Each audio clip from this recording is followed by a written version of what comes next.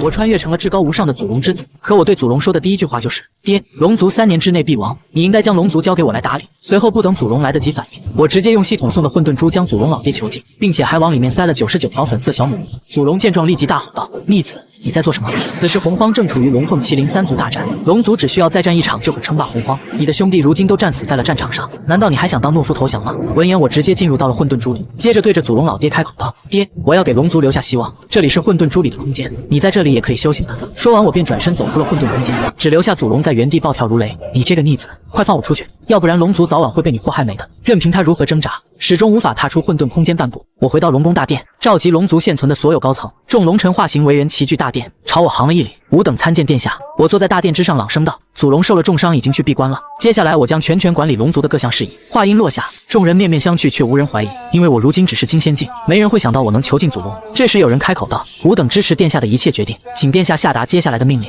闻言，我满意的点了点头，接着表情猛然一变，我决定从明天开始退出3族战争。此话一出，众人的脸色当场就变了，我身上的威压猛然爆发，凭着祖龙嫡子血脉死死压制住他们。我满脸严肃的开口道：“如今祖龙重伤，我的兄长们更是全部战死，难道你们是想看我龙族彻底覆灭吗？尔等不必多言，3日之后通告洪荒，我龙族退出3族大战。”就在这时，又有一人开口道：“可是殿下，如果凤族和麒麟族找上门来该怎么办？”闻言，我面色一冷，尔等的废话为何如此多，还不赶紧退下？龙族众人沉默片刻后，纷纷离开了大殿。众人走后，我揉了揉头，才说了几句话，竟已有些疲惫。没想到当一族之主这么麻烦。接着我想到了系统奖励的成品大阵，先天两仪生灭大阵，只要用混沌珠做阵演化4项八卦造化生生不息，配合混沌珠连大罗金仙也奈何不得。而且系统还奖励了我都天毁灭神雷，要是真打不过一发核弹下去，洪荒也该和平了。很快我就把阵法布置好了。接着我来到一处密室，身为祖龙嫡子，若能再提升一点血脉，岂不是要跟祖龙同一个层次？很快系统提示提升成功，一股暖流中我忍不住变回本体，鳞片颜色更深，肉身力量暴涨。变回人形后，脑海里响起了系统提示，察觉到宿主心情不错，故给出2个选择：选择1努力修行，奖励6道轮回法，此功法可修炼至大罗金仙境界；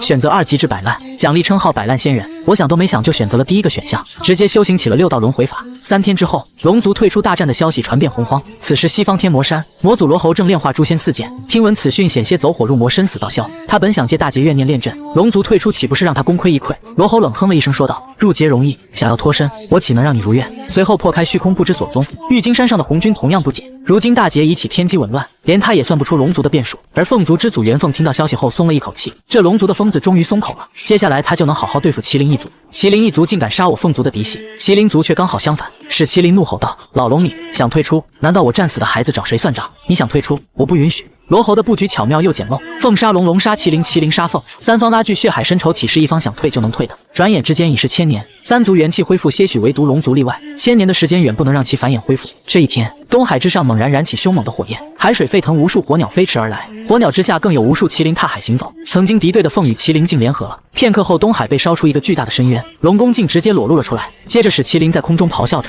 老龙还不给本座滚出来！”如此巨大的变化惊动了所有龙族，因为祖龙闭关，众人都惊慌失措，完蛋了，凤族和麒麟族杀上门了，这可如何是好啊？凤族和麒麟族来势太猛了，就连东海的水都被蒸发干净，他们这是要赶尽杀绝吗？更有胆子小的直接瘫软在了地上。我族都已远离战场1000年，凤族竟还不愿放过我们。我高坐在主位上，一言不发。片刻后，我开口道：“父亲，虽然还在闭死关，但有我在，诸位不必担心。”话音刚落，一位年迈的族人突然开口道：“闭个屁的死关！我看你根本就没把龙族的存亡放在眼里。”接着立刻就有不少人跟着附和：“就是啊，一个小屁孩，凭什么管理我们？”这几个说话的人都是我的叔叔，所以我第一时间没有理会。但这反而让他们更嚣张了。大殿之中的傲权傲立于中央，冷笑着发难。我看傲轩是怕祖龙怪罪，所以才不敢把凤凰和麒麟族打上门的事情报上去。有明事理的长老呵斥道：“傲权长老，你要做什么？如今大敌当前，可不是内斗的时候。”闻言，傲权放声大笑了起来，举手投足间气势尽显。尔等不知攘外必先安内吗？龙族有今日，都是因为傲轩这小子治理无能，一个毛头小子懂什么？他凭什么能坐那张椅子？就凭他是祖龙嫡子吗？本来我还想给这老家伙留一份面子，但想想还是算了，所以我直接解开了血脉之力，恐怖的龙威瞬间席卷了整个大殿。我本就是祖龙嫡子，且在系统作用下提升了血脉，所以我的血脉已远远凌驾在所有龙族之上。祖龙不在，我便是龙皇。随后我面无表情地看着傲权开口道：“本想给你留一份面子。”面子，你还真把自己当个东西了。此刻的傲权有苦说不出，我强大的龙威劲压得他一句话也说不出来。就在这时，东海上空的史麒麟大笑道：“老龙，你为何不敢出来？难道是怕了吗？”声音传入大殿之中，柱子都被这强大的声浪震得摇摇欲坠，有些胆小的直接被吓哭了。殿下，你快点让祖龙出关吧，不然今天我们龙族就要亡了。我看着殿中的场景摇了摇头，在这里的已是龙族强者竟这副模样。突然，大殿的屋顶直接被掀开了，一股黑色的火焰骤然升腾，这竟是12品灭世黑莲，没想到却被罗侯送到了袁凤的手上，这是真心要灭龙族啊！看到我后，史麒麟狞笑一声，既然老龙不在，那我就杀了你。这个嫡子，我倒要看看他就不救你。话音落下，史麒麟反手掏出了一柄漆黑的长枪，这竟是洪荒第一凶煞至宝式神枪。所有龙族都闭上了眼睛，他们已经放弃抵抗，准备迎接死亡。对此我只是微微一笑，一幅微小的太极图精准挡在了式神枪枪尖。有龙惊喜的大喊道：“殿下出手了！”他竟单手接住了史麒麟的攻击，死而后生的龙族竟是哭声满地，而史麒麟则是咬了咬牙，额头冒出冷汗。这竟是阵法，龙族果然藏着后手。下一秒，自我身下大殿为中心，一道玄奥的纹路亮起，一张100万里的阵图覆盖住了整个东海龙族。接着我朗声道：“两族，欢迎进入我的大阵。”说话的同时，我的眼睛也化为一黑一白，深处泛着金光，混沌珠的力量在不断被激发，甚至祖龙还在里面出力，但我藏在背后的手却在不自觉地颤抖。装逼固然爽，但是神枪的力量还不是我能完全抵抗的。平复了一下心情后，我大声喊道：“全族听令，将力量注入身下阵图中，助我一臂之力。”吸收完足够的力量后，一张庞大的太极图出现在了我的脚下。无极生太极，太极生2仪。下一秒，太极图飞速旋转了起来，覆盖东海的火焰竟化作滔天的洪水。这并不是普通的洪水，而是专门克制凤凰一族的阴之力。凤族乃是太阳神鸟，袁凤看到这海水之后瞬间大惊：“凤族的人快退！”而史麒麟见情况不对，早就带着族人退出了东海。刚才我之所以一直隐忍不发，就是在等此刻降临。现在他们一个人都别想跑。我立刻启动了阵法，阴阳颠倒下，无数海水朝着两族汹涌扑去，大量的麒麟和凤凰被海水击落，坠入下方大阵，眨眼间就化作了养料。两位始祖有心想救，但也只救下一部分，两族瞬间死伤大半。我面色冷漠地维持阵法运转，之前的血债需要血偿，不过阵法虽强，也只能出其不意杀一波。很快，两族残军就推到了天空上。袁凤看着所剩不多的族人，眼睛都红了。这时，史麒麟开口道：“袁凤和我一起破了那个阵法，他不过就是一个缩头乌龟。”话音落下，史麒麟便抬起式神枪朝着阵法刺去。刚落下的海水瞬间被染上了血色。就在枪尖要刺到阵法上时，阵法表面出现了一层阴阳演化出的法则薄膜，法则之力牢牢缠住了式神枪，不断消磨着他的力量。史麒麟见状继续发力，凶煞之气变得更加激荡，在猛攻下，他竟短暂破开了法则的束缚，大阵被打出一个缺口。见状，我毫不犹豫地调出了2仪生4象之力，整个东海的海水再次震荡不已，海面上瞬间出现一个通天的龙卷风，天空汇聚出无数雷云。2仪生灭包含无数演化，雷霆便是其一。见状，袁凤大喊道：“你来破阵，这雷霆交给我挡着。”说完，袁凤直奔天上雷霆，仗着12品灭世黑莲硬生生拦下雷击。史麒麟则呼喊族人朝大阵缺口冲去，黑色煞气不断侵蚀法则，很快就腐蚀出一个大洞，但也仅此而已。先天2仪生灭大阵主防御，即便是神枪也不能再进分毫。3族大战一时间僵持不下，敌族族人在半空结阵，攻击不间断地落在阵法上。3族就这样僵持了足足100年，大阵太强，他们根本攻不破。100年过去，东海的灵气已近乎枯竭，袁凤和史麒麟快坚持不下去了，我却跟100年前一样，借着阵法力量累了就休息。但史麒麟心里清楚，这样耗下去吃亏的照样是龙族，周围灵气变差，最后会成末法之地，就算守住根基也毁得差不多。我在心中暗叹，不愧是一族始祖，其实阵法内暗合阴阳运转，灵气还充裕得很，但一直耗着也不是办法。我突然想起系统奖励的大男孩，不仅能快速结束战斗，还能立威。想到这里，我开口朗声道：“老麒麟，死凤凰，既然你们这么嚣张，那我就送你们一颗核弹尝尝。”史麒麟和袁凤闻言一愣，核弹是什么东西？两人瞬间戒备，袁凤更是将黑莲挡在头顶。东海上空突然汇聚大量劫云，起初袁凤并未当回事，我在心中默默冷笑。都天毁灭神雷已经被我取出，下一秒，一道紫黑色的恐怖雷霆劈落，恐怖的力量直接撕碎空间，威力远超大阵之前任何一次雷击。两位始祖猛然反应过来，我的目标根本不是他们俩，而是半空中盘旋的族人。轰鸣雷声瞬间淹没所有敌军身影，天地化作紫黑炼狱，毁灭雷霆轻易撕碎了他们，漫天残肢混着血水不断落下，整个龙宫被染成了红色。等都天毁灭神雷力量消散，我立刻修补破损阵法。这场核爆直接带走两族一半的族人，我在心里暗暗惋惜，系统怎么不多奖励我几个核弹？阵法里的龙族们全傻眼了，我没看错吧？凤族和麒麟族竟然都没了。史麒麟双眼喷火地盯着我，他知道必是我捣的鬼。今天过后，傲轩这名字将取代祖龙，成他必杀榜第一。但残余的麒麟和凤凰皆以双眼呆滞，失去战意。两位始祖没有犹豫，直接带着残部光速逃离东海。强敌刚走，我催动阵法颠倒乾坤，化法则灵气为海水修补东海。正想回殿，却见龙族众人皆是眼神呆滞。我心中一动，振臂高呼道：“我们胜了！我龙族胜了！”死寂过后，欢呼声瞬间炸响，整个龙族陷入狂欢。殿下英勇无双，殿下神威！我在欢呼声中回到大殿，之前质疑我的长老此时都沉默了，只有傲权满脸不屑地开口道：“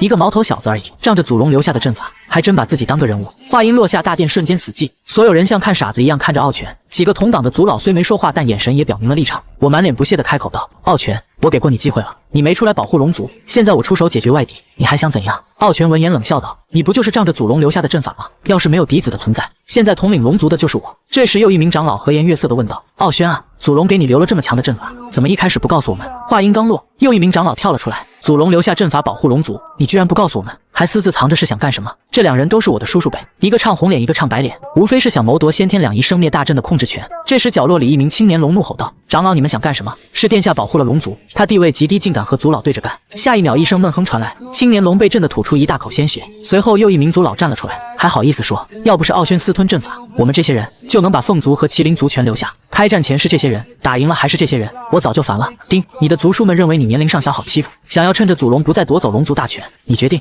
杀伐果断，杀死他们，以此奠定威严，奖励龙威，血脉提升。2. 隐忍不发，决定无视，不予理会，奖励修为提升，血脉提升。3. 折中方法，决定囚禁他们，奖励道场天牢。4. 龙族孝子，囚禁他们，并寻找绝色女子将他们当作种龙，解决龙族人口稀少的问题，奖励道场天牢，血脉提升，修为提升。选项来的正合我意，第2项直接排除。第1项虽让我心动，但我本来也不打算让他们好过。可当看到第4项时，我没忍住露出了诡异的笑容。大殿中，看到我脸上突然出现诡异笑容，几名族老都没由来的心中一慌。傲权，千年以来你一直对祖龙传位于我不满，先前我对龙族无功也罢，今日我就龙族于水火，你仍然如此不识时务，想死的话，我不介意成全你。呵呵，终于忍不住了，想要对同族。咔嚓，我直接释放血脉之力，犹如一座大山压在傲权几人身上，压得他们直接跪倒在地，膝盖深深镶嵌到了地里。其余人虽未被我针对，但也感受到了来自血脉灵魂深处的威压，全身血液暴走，骨骼站立。殿下这血脉让我仿佛见到了祖龙，不少龙心经。我翘着二郎腿，眯着眼睛。来人，将几名族叔请下去，押入大牢。是，吾等听令。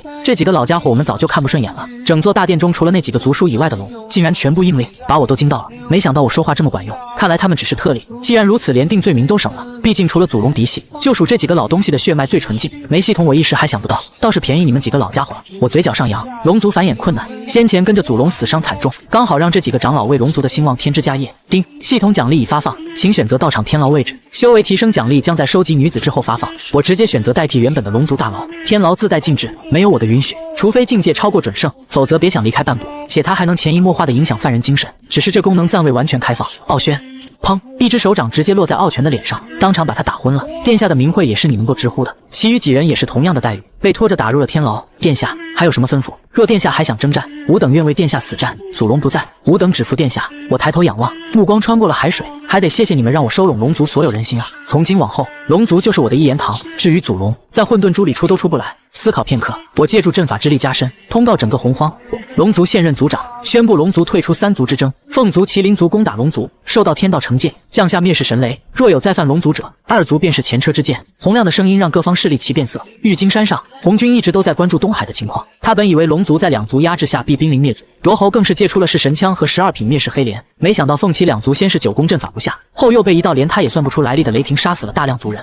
那3族的战斗险些毁了洪荒的海域，若不是我出手拦住了些海水，怕是以后洪荒要旱死。天道降下惩戒，倒也可以理解了。没想到罗侯竟然敢借出弑神枪和12品灭世黑莲。从元凤使麒麟发挥的威力来看，这2件宝物也都被罗侯炼化到了很深的地步。他更是借助大劫破开封印，得到了诛仙4剑。单凭我一个人怕不是对手了，得找道友帮忙。红军打定主意，直接离开了玉京山。另一边，魔祖罗侯也是万万没想到，计划竟又折在了龙族手里。怎么可能？龙族怎么会有那样的力量？为什么以前都不知道龙族藏着这样的阵法？那最后的雷霆莫非是天道出手？那以后还真的不能对龙族出手了。逆天而行对现在的我来说太不利，看来还得从凤族和麒麟族入手。还好这场战斗对洪荒的破坏很大，也积累了不少业力和煞气。龙族屡次破坏我的好事，等到我正道成功，一定要把你们灭了记到。他手上祭炼诛仙4剑的动作不停，眼下也不敢轻举妄动招惹天道。凤族和麒麟族情况相似，残军退回后皆宣布闭族不出，被打残废的他们已别无选择。该死的龙族，你给我等着，这仇我已经记下了。等我凤族休养完毕，必然再次杀上门。还有麒麟族的老东西，这次恐怕没真的处理。我就不信龙族一个破阵法能拦得住他的弑神枪。元凤愤恨不已，完全误会了全力出手的史麒麟。我凤族失踪的嫡系就是麒麟族杀的，恐怕还惦记着我们。麒麟族内上演着和凤族一模一样的猜忌戏码。在我的宣告下，洪荒陷入了诡异的平衡，各方强者碍于那道神秘雷霆，生怕是天道庇佑，不敢窥伺龙族。2家有仇的又被打残无力再战。而就在这段时间，我又向众龙下达了一个让人大跌眼镜的命令。我族从诞生起一直是3族中战力最强的种族，但是越是强大，繁衍就越是困难。三族之中，我族一直都是人数最少的种族。今后我们龙族休养生息，首要任务就是该把人口抬起来。殿中的龙族面面相觑，有龙开口道：“殿下，这生育的事情也不是我等想生就能生啊。我自然明白。接下来你们为我搜寻美女便好，我给你们1000年的时间。”几名龙对视一眼，终于有一个大胆的站了出来：“殿下，小龙有一个女儿，国色天香，不知道可不可以加入？你的女儿？”我脸色有些古怪，这怎么还要把自己女儿往火坑里推的？最好找些别的美女。当然，你要是强烈要求，也不是不行。这次不仅仅要去找，而且越多越好。殿中所有人皆被吓了一跳。殿下，你没说错吧？殿下，这样会不会太多了？之前那名青年龙咬了咬牙，再次上前。殿下，您的身体能受得了这么多吗？关我什么事？我一愣，完了，被这帮人误会了。他们恐怕以为是我自己想要播种，这些美女找来不是服侍我的，而是给我的好族叔们准备的。接着我把计划和殿中众人解释了一遍，就是这样，这些女子是给我的那些好叔叔们的，毕竟那么纯净的血脉，可不能让他们一直在天牢里被龙族白养着不是。说完，我似笑非笑地看向那个要献出女儿的龙，吓得他疯狂摇头。殿下，是我搞错了，我女儿今年才3岁啊，不合适不合适，送去给天牢里的老龙那怎么行？一众龙族嘴角抽搐，3岁那是1000年前的事了吧？好了，我知道你的意思，除过找美女之外，也多寻找一些药材补品，相信你们应该懂的，毕竟那可是我至亲至爱的叔叔们啊。我不管他们的反应，吩咐下去后直接离开大殿，继续闭关修行。修行无岁月，等我清醒时才发现已过去数千年。6道轮回法配合提升后的血脉，修行极快，但我摇了摇头走出密室，数千年的时间，修为提升却不快。虽然我这里灵气已经足够充裕，但是大战影响的范围太大，现在灵气都没恢复，看来还得忍受一段时间。外面那名青年龙已经等候多时，参见殿下。我阻止他行礼，我闭关时需要有人代为传令，是时候组建中心的班底了。眼前这个青年潜力不错，你叫什么名字？殿下，我叫龙九，久为极境。龙九，好名字。龙九金仙后期的修为比我略强，且足够忠心，不如就组建一个9龙卫，暂定9人。龙九倒是可以算作一个人，剩下的人还需要找。我正在沉思组建9龙卫的可行性，龙九打断了我：“谢殿下夸奖，殿下，美女已经找来了。”我眼睛一亮，我的好叔叔们，我要来了！跟着龙九，我很快见到了那批绝色美女，连我也被这阵仗惊到了，每一个都国色天香，姿态万千，数量极其庞大，还真是便宜了那些老东西。这次主要是谁出力？我问道。回禀殿下，主要是族里剩下的几名长老，殿下的事情他们格外用心，此次也是专门嘱托我说我对殿下忠心，让我将功劳自己揽下。那你怎么还说是他们？我微笑着回头，龙九不仅老实，还挺机灵。我对殿下忠心耿耿，不敢有半点欺瞒。因为之前的战斗，因为殿下杀死我兄长和父亲的仇人，帮我报仇雪恨，理由过关，我带着这群美女直奔天牢。这几年显然已经有人告诉过他们的命运，倒省得我废话。很快我就再次见到了那些族叔。逆子，你眼里还有没有我们这些叔叔？竟然敢将我们抓起来，快放我们出去！你现在放我们出去，之前的事情我们都可以既往不咎，等祖龙归来，我们也可以当做这件事情没有发生过。这群老东西还真是不识时务啊！几位叔叔，动这么大的火气干什么呢？我今天来可是有好事情要说呀。我笑着让开身子，露出背后黑压压的美女。我怕几位叔叔在这天牢里无聊，这不，搜罗来了1万名美女来服侍几位，这待遇可比你们在外面好多了吧？龙九跟在身后，同情地看着几名族老，1万名美女，龙性本淫，希望他们有朝一日还能站着走出天牢。傲泉看着美女咽了口水，心中却升起不祥的预感。傲轩，你到底想要干什么？叔叔啊，3族之争背后其实有黑手，这么多年来的争斗之下，龙族损失实在是太严重了，急需大量的新生血液补充呀。你不是想要我的位子吗？我这可是给你送机会来了，帮龙族生个10万8万孩子的，那你们可就是立大功了呀。龙九在后面听得嘴角抽搐，生个10万8万，这是要玩死傲泉啊。我在天牢里逗了逗傲泉找乐子，出来时身后的美女已经全都留在了里面。话说，要不要给我老爹也送去一点？我摸了摸下巴，这个想法似乎可行啊。祖龙多生点嫡系，龙族不就起飞了？嫡系潜力极强，大罗金仙都有希望。算了，多半是不行的。龙族繁衍本就困难，更别说祖龙了。我摇了摇头，那几个族老还行，但祖龙生命层次太高，一般人承受不住。越是长生的种族繁衍越难，放在洪荒多半是天道搞鬼。回去后我再次闭关，并吩咐了龙九去办一件事。数千年转眼过去，这次我主动苏醒，因为快要突破了，加上之前1000年的积累，我已临近金仙后期，血脉2次强化后天赋更强。凤族和麒麟族被打残了，除非是罗侯出手，龙族多半已经半脱离大劫。我喃喃自语，只要罗侯出手，龙族必定会被再次卷入大劫。此时我注意到一条系统提示，先前奖励混沌珠的选项限制已解除，现在就算我出去游历，系统也不会再回收混沌珠了。殿下，之前你让我办的事情已经办好了。龙九突然进入密室行礼，我眼中金光一闪，9龙位已经建立完毕。1000年前我让他办的正是此事，快和我说说，现在情况如何？殿下，9龙卫如同你的构想，算上我只有9个人，另外8个人分别是祖龙在时的各精英部队的掌权者。因为殿下的事迹，这些喜好战斗的龙已经对您心服口服，整个龙族中对殿下最忠心的就是他们。我也按照您所说，不信任的话就把他们丢入天牢，他们每个人都至少进去待过2个月。龙九在，至少2个字上重重强调了一下。龙吗？有点爱好不丢人，你要多多尝试。我拍了拍龙九的肩膀，叹了口气。对了，殿下，还有几件事情需要您定夺。龙九生硬的转移话题，洪荒中出现了一个秘境，对金仙境界强者大有裨益。殿下您要去吗？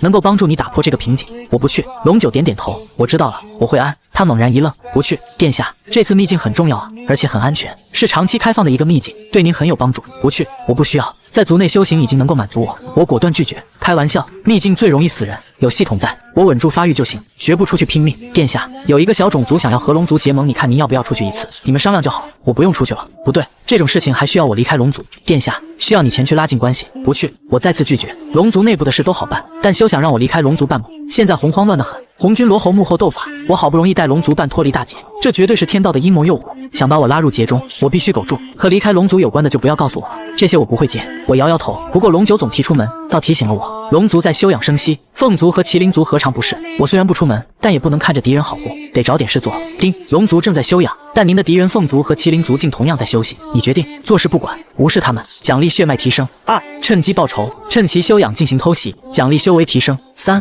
挑拨离间，挑拨两族关系让其互相猜忌，奖励太古灵参，可提高洞府灵气浓度。4. 修复关系，向两族送去宝物以求解仇，奖励凤族友谊，麒麟族暂时的友谊。竟在这时触发了选项，我眼睛一亮，选项4送宝物能修补关系，这给了我灵感。既然如此，只送其中一家，岂不就能让另一家猜忌？系统，我选择选项3。我在心中暗道：龙九，去宝库里挑选一些宝物，3天后由你前去凤族送宝，就说是我想要和凤族化解仇怨，不论成败，宝物送到就好。洪荒极南之地，凤族所在的不死火山深处，无数宫殿已是空空荡荡，原本的主人大多死于非命。中央大殿里，袁凤坐在凤椅上陷入深思，这数百年来，和龙族那一战成了他挥之不去的梦魇。那最后一道雷霆到底是什么情况？祖龙也没有那种手段，真的和那毛头小子说的是天道的惩戒吗？要不是那该死的雷，龙族已灭。想到这里，袁凤眼中燃起怒火，一巴掌拍碎了桌子，木头碎片砸穿大门。外面的守卫早已见怪不怪，一名护卫愤愤不平，都怪那雷霆让我凤族死伤惨重，不然这洪荒的霸主之位一定是我们的。边上一个断臂护卫摇头，他亲历了那场战斗，休养数百年仍未痊愈，但是那可是天道之威，说不定我们攻打龙族本就是错误的。我听说今天龙族派来了使者，一看就是没安好心。他来了，远远看到龙九飞来，一人连忙通报。龙九直接进入大殿面见袁凤，龙族龙九见过袁凤。龙九行礼，那小儿派你来耀武扬威来的。袁凤脸色难看，强忍着一巴掌拍死他的冲动，毕竟两族交战不斩来使。始祖，龙族派人来很明显就是不安好心，要我看直接把他杀了了事。就是杀了吧，反正我们两族已经不死不休。殿内凤族群情激愤，杀意止不住的溢出。行了，都安静些，看看他想要说什么。袁凤挥手叫停，但金仙难以抵挡的杀意却丝毫不加掩饰，想看龙九出丑。龙九身怀我给的防身宝物，不仅不慌，还轻松地笑了出来。他说明了来意，最后总结道：我此行是代表我家殿下而来，备了些许薄礼，希望能够化解我们两族之间的仇恨。此言一出，大殿顿时死寂。袁凤忘了施加杀意，所有凤族都怀疑自己听错了。两族打出真火，损伤过半，我作为战胜方竟然派人来求和送礼，这让袁凤彻底懵了。龙族到底想干什么？始祖，不能收。龙族和我凤族的仇恨不共戴天。大殿炸了锅，凤族众人红着眼，坚决不接受示好。始祖，龙族已经要退出大劫，和我凤族也没什么。有主张收下宝物的凤族刚开口，就被旁人杀意逼退。殿内分成两派，没参战的要死斗，幸存的以生心魔不敢对抗。龙九将一切收入眼底，底气十足。袁凤本想拒绝，却想起那道重创凤族的恐怖雷霆，若不收下，龙族趁虚而入，杀进不死火山怎么办？他犹豫了。始祖，要不收下吧。袁凤一愣，是他倚靠的心腹见他犹豫，暗中传音：始祖，只是收下宝物，明面上和解，又没有什么约束，不是吗？伸手不打笑脸人，就收下呗。袁凤眼睛亮起，先收下宝物，恢复实力，日后再做打算。东西我就收下了，你回去吧。龙九笑得更开心了，气得凤族众人牙痒，却不敢动手。留下宝物后，龙九离开凤族片刻不停，直接飞回东海龙宫，将我从闭关中唤醒。殿下，你让我做的事情都已经办完了。龙九单膝跪地，讲述了所见所闻。听到袁凤从抗拒到不得不收下时的憋屈，我忍不住笑了出来。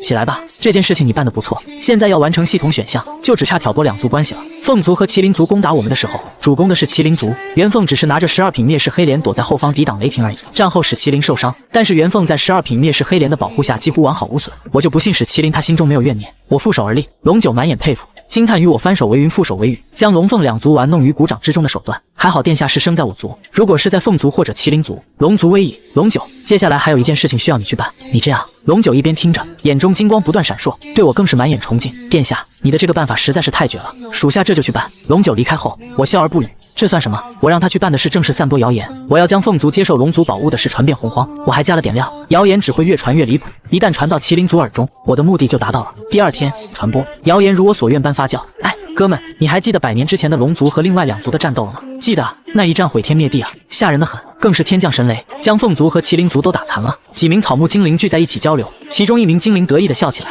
我跟你们说，我这里可是得到了最新的内幕。什么内幕？什么内幕？我和你们说，当年的战斗看似是龙族独自对抗两族，其实是龙凤一起坑杀麒麟族啊！你不见那一场战斗之后，凤族士卒好好的，只有史麒麟受到了重伤，还有没有出现的祖龙，其实是去神雷下保护凤族了。看似凤族死伤惨重，实际上都在不死火山躲得好好的呢。这种涉及3大种族的大瓜，在这枯燥的洪荒里给众生提供了无穷乐趣。谣言传播速度远超我的预期，麒麟族大殿出事情了，出事情了！始祖，不好了！一名麒麟闯入大殿，将流言全部告诉了史麒麟。你说的都是真的？史麒麟脸色漆黑。始祖，现在整个洪荒都已经传遍了。始祖，我也听说了，凤族已经收了龙族的宝物，这件事情是很多人亲眼所见啊。龙九出使并未隐瞒身形，许多人都看见了。始祖，我族在凤族那边的探子也探查到，有条龙从不死火山那边待了很久才离开。始祖，我们是被凤族和龙族算计了。听说龙族给凤族送宝物了，就是去感谢凤族的。不是，我听说是两族早就有了勾结，这次的宝物只不过是龙族本来约定好给凤族的，现在才补上。凤族真的太可恶了，大殿像闹事一样吵闹，各个版本都有，但核心只有一个：凤族和龙族算计了麒麟族，在他们眼中，两面三刀的队友比敌人更可恶。够了，都不要说了。史麒麟脸色阴沉，既然都这么说，攻打龙族时，凤族根本没主动攻击过大阵。元凤，你这个老家伙简直无耻至极！史麒麟俨然怒火，煞气侵染神智，大罗金仙的气势冲天而起，直接扫飞了身边众人。老凤凰，我和你不死不休！他对凤族的愤怒瞬间超越了对龙族的仇恨。流言传播第3天，麒麟族暗中整军；第5天，凤族察觉不对，却为时已晚。中午，史麒麟率大军杀到不死火山，两族纷争再起。史麒麟，你疯了吗？我们两族受到重创，再打下去只会被别人占了便宜。元凤现身，神色凝重，我疯了！老凤凰，你还有脸说这种话？你和龙族联合起来坑我，我今日过来就是要讨一个公道。元凤瞬间明白，史麒麟是信了谣言。史麒麟，那些都是谣言，我凤族根本就没有做过那些事情。元凤咬牙切齿，心中却明白麻烦大了。龙族送来的宝物就在族内，甚至刚分发下去。谣言！史麒麟冷冷盯着元凤，既然是谣言，你敢不敢让我进你族地搜搜看，能不能找到来自龙族的东西？龙凤两族宝物气息迥异，极易分辨。这不可能！元凤皱眉，我们两族之前杀了多少龙族，本来就收缴了不少龙族宝物，你怎么能区分出来？这么说，你是心中有鬼了？如果你真的没有和龙族勾结，怎么不敢让我搜查？史麒麟大怒，认定凤族就是和龙族勾结算计他。你听我解释，100年前的战斗，我们凤族也损失惨重。我如果和龙族勾结，也不至于要把那么多族人都搭进去吧？呵呵，谁知道那些死去的族人是不是真的死了？不管元凤说什么，史麒麟完全不相信。元凤，你和龙族算计我，今天我也不能让你好过。煞气再起，史麒麟竟然取出了噬神枪，枪尖直指元凤。麒麟族退后3000里，这里交给我。煞气从噬神枪上分离，在史麒麟背后凝聚出通天彻地的巨大麒麟法相，法相脚踏不死火山，竟同样调动了火山之力。看来今天不打上一场是不行了。元凤也气得动了真火，直接拿出12品灭世黑莲，罗侯借出的2件宝物，反倒让这两族首领之战的凶险程度再上了一个档次。两人大战了3天3夜，麒麟族和凤族火拼的消息传遍3界，彻底坐实了谣言的真实性。我听到消息后，立刻派龙九点齐3000精兵直奔不死火山支援凤族。谣言传播后第9天，龙族支援赶到，龙九遥遥看着巨大的法相，直接大喊出声：元凤前辈，我族支援已经赶到，速速动兵和我们包围麒麟族，将他们全部留下，只要麒麟族除名，我龙族归义，这天地以后就是你凤族的天下了。听到这话的元凤直接气得吐血，而这些话落入史麒麟耳中，简直是火上浇油。元凤，事到如今你还有什么要说的？愤怒的史麒麟攻势更加凶猛，身后的精兵直接和凤族绞杀在一起。元凤百口莫辩，也打出了真火。两族足足打了1个月，史麒麟怒火去的差不多，眼看拿不下凤族，便带着麒麟族撤兵了。元凤好不容易熬走强敌，想拿龙族泄火，却发现龙九他们跑得更快，早没影了。龙族，你给我等着！元凤咬牙切齿，愤恨不已。龙九回到大殿时，我正坐在主位上高兴。凤族和麒麟族刚打起来时，系统就提示选项完成。我将奖励的太古灵参种在了密室外的阵法庭院里。灵参种下后，四周的灵气浓度肉眼可见的飙升，配合我强化后的血脉，现在的修行速度起码是前身的10倍以上。预计只需10年，我就能突破到金仙后期。照这速度，以后脚踩红军拳打罗侯不是梦。殿下，您真是料事如神啊！不愧是殿下，在殿下的带领之下，我们龙族一定会成为整个洪荒世界的霸主。龙九将前线战况汇报完，殿中众人对我佩服得五体投地。麒麟族、凤族本就受到重创，再打上了这么一场，恐怕每个1000年根本恢复不了。是啊，而且以后他们两族恐怕再难以联合起来对付我们龙族了。只等祖龙闭关结束，我们龙族就将成为洪荒世界的霸主。听着众人的兴奋议论，我只能笑笑。霸主早着呢，这只是大劫的第1阶段，等红军和罗侯大战过后，将出现圣人，大罗金仙便不再是洪荒的顶尖战力。一想到未来，我就有些头疼。丁，身为龙族的掌控人，怎么可以没有自己的班底？请宿主做出选择，收服3清成为自己的班底，奖励天道的注意，天道的敌视，称号神勇无惧，佩戴后勇气提升，智力下降；收服女娲成为自己的班底，奖励称号神勇无惧，血脉提升，先天道体；收服鲲鹏成为自己的班底，奖励鲲鹏法，拥有鲲鹏的变化能力与阴阳术法。收服孔宣成为自己的班底，奖励扶桑树1棵，竟然又触发了选项。我无视了殿中的喧哗，盯着选项倒吸了一口凉气。好家伙，收服3卿和女娲，系统敢说，我可不敢做。这些可是未来的圣人，身负开天功德或逆天根脚，岂是我一个小小金仙能镇得住的？倒是鲲鹏和孔宣可以考虑一下。系统，我选择收服孔宣。我嘴角上扬，孔宣可是元凤之子，我要是收了他，那就太有意思了。这一波，我要彻底把凤凰一族给坑死。凤族东方万里之外，有一座四面环海的平平无奇的山峰，周围灵气低迷，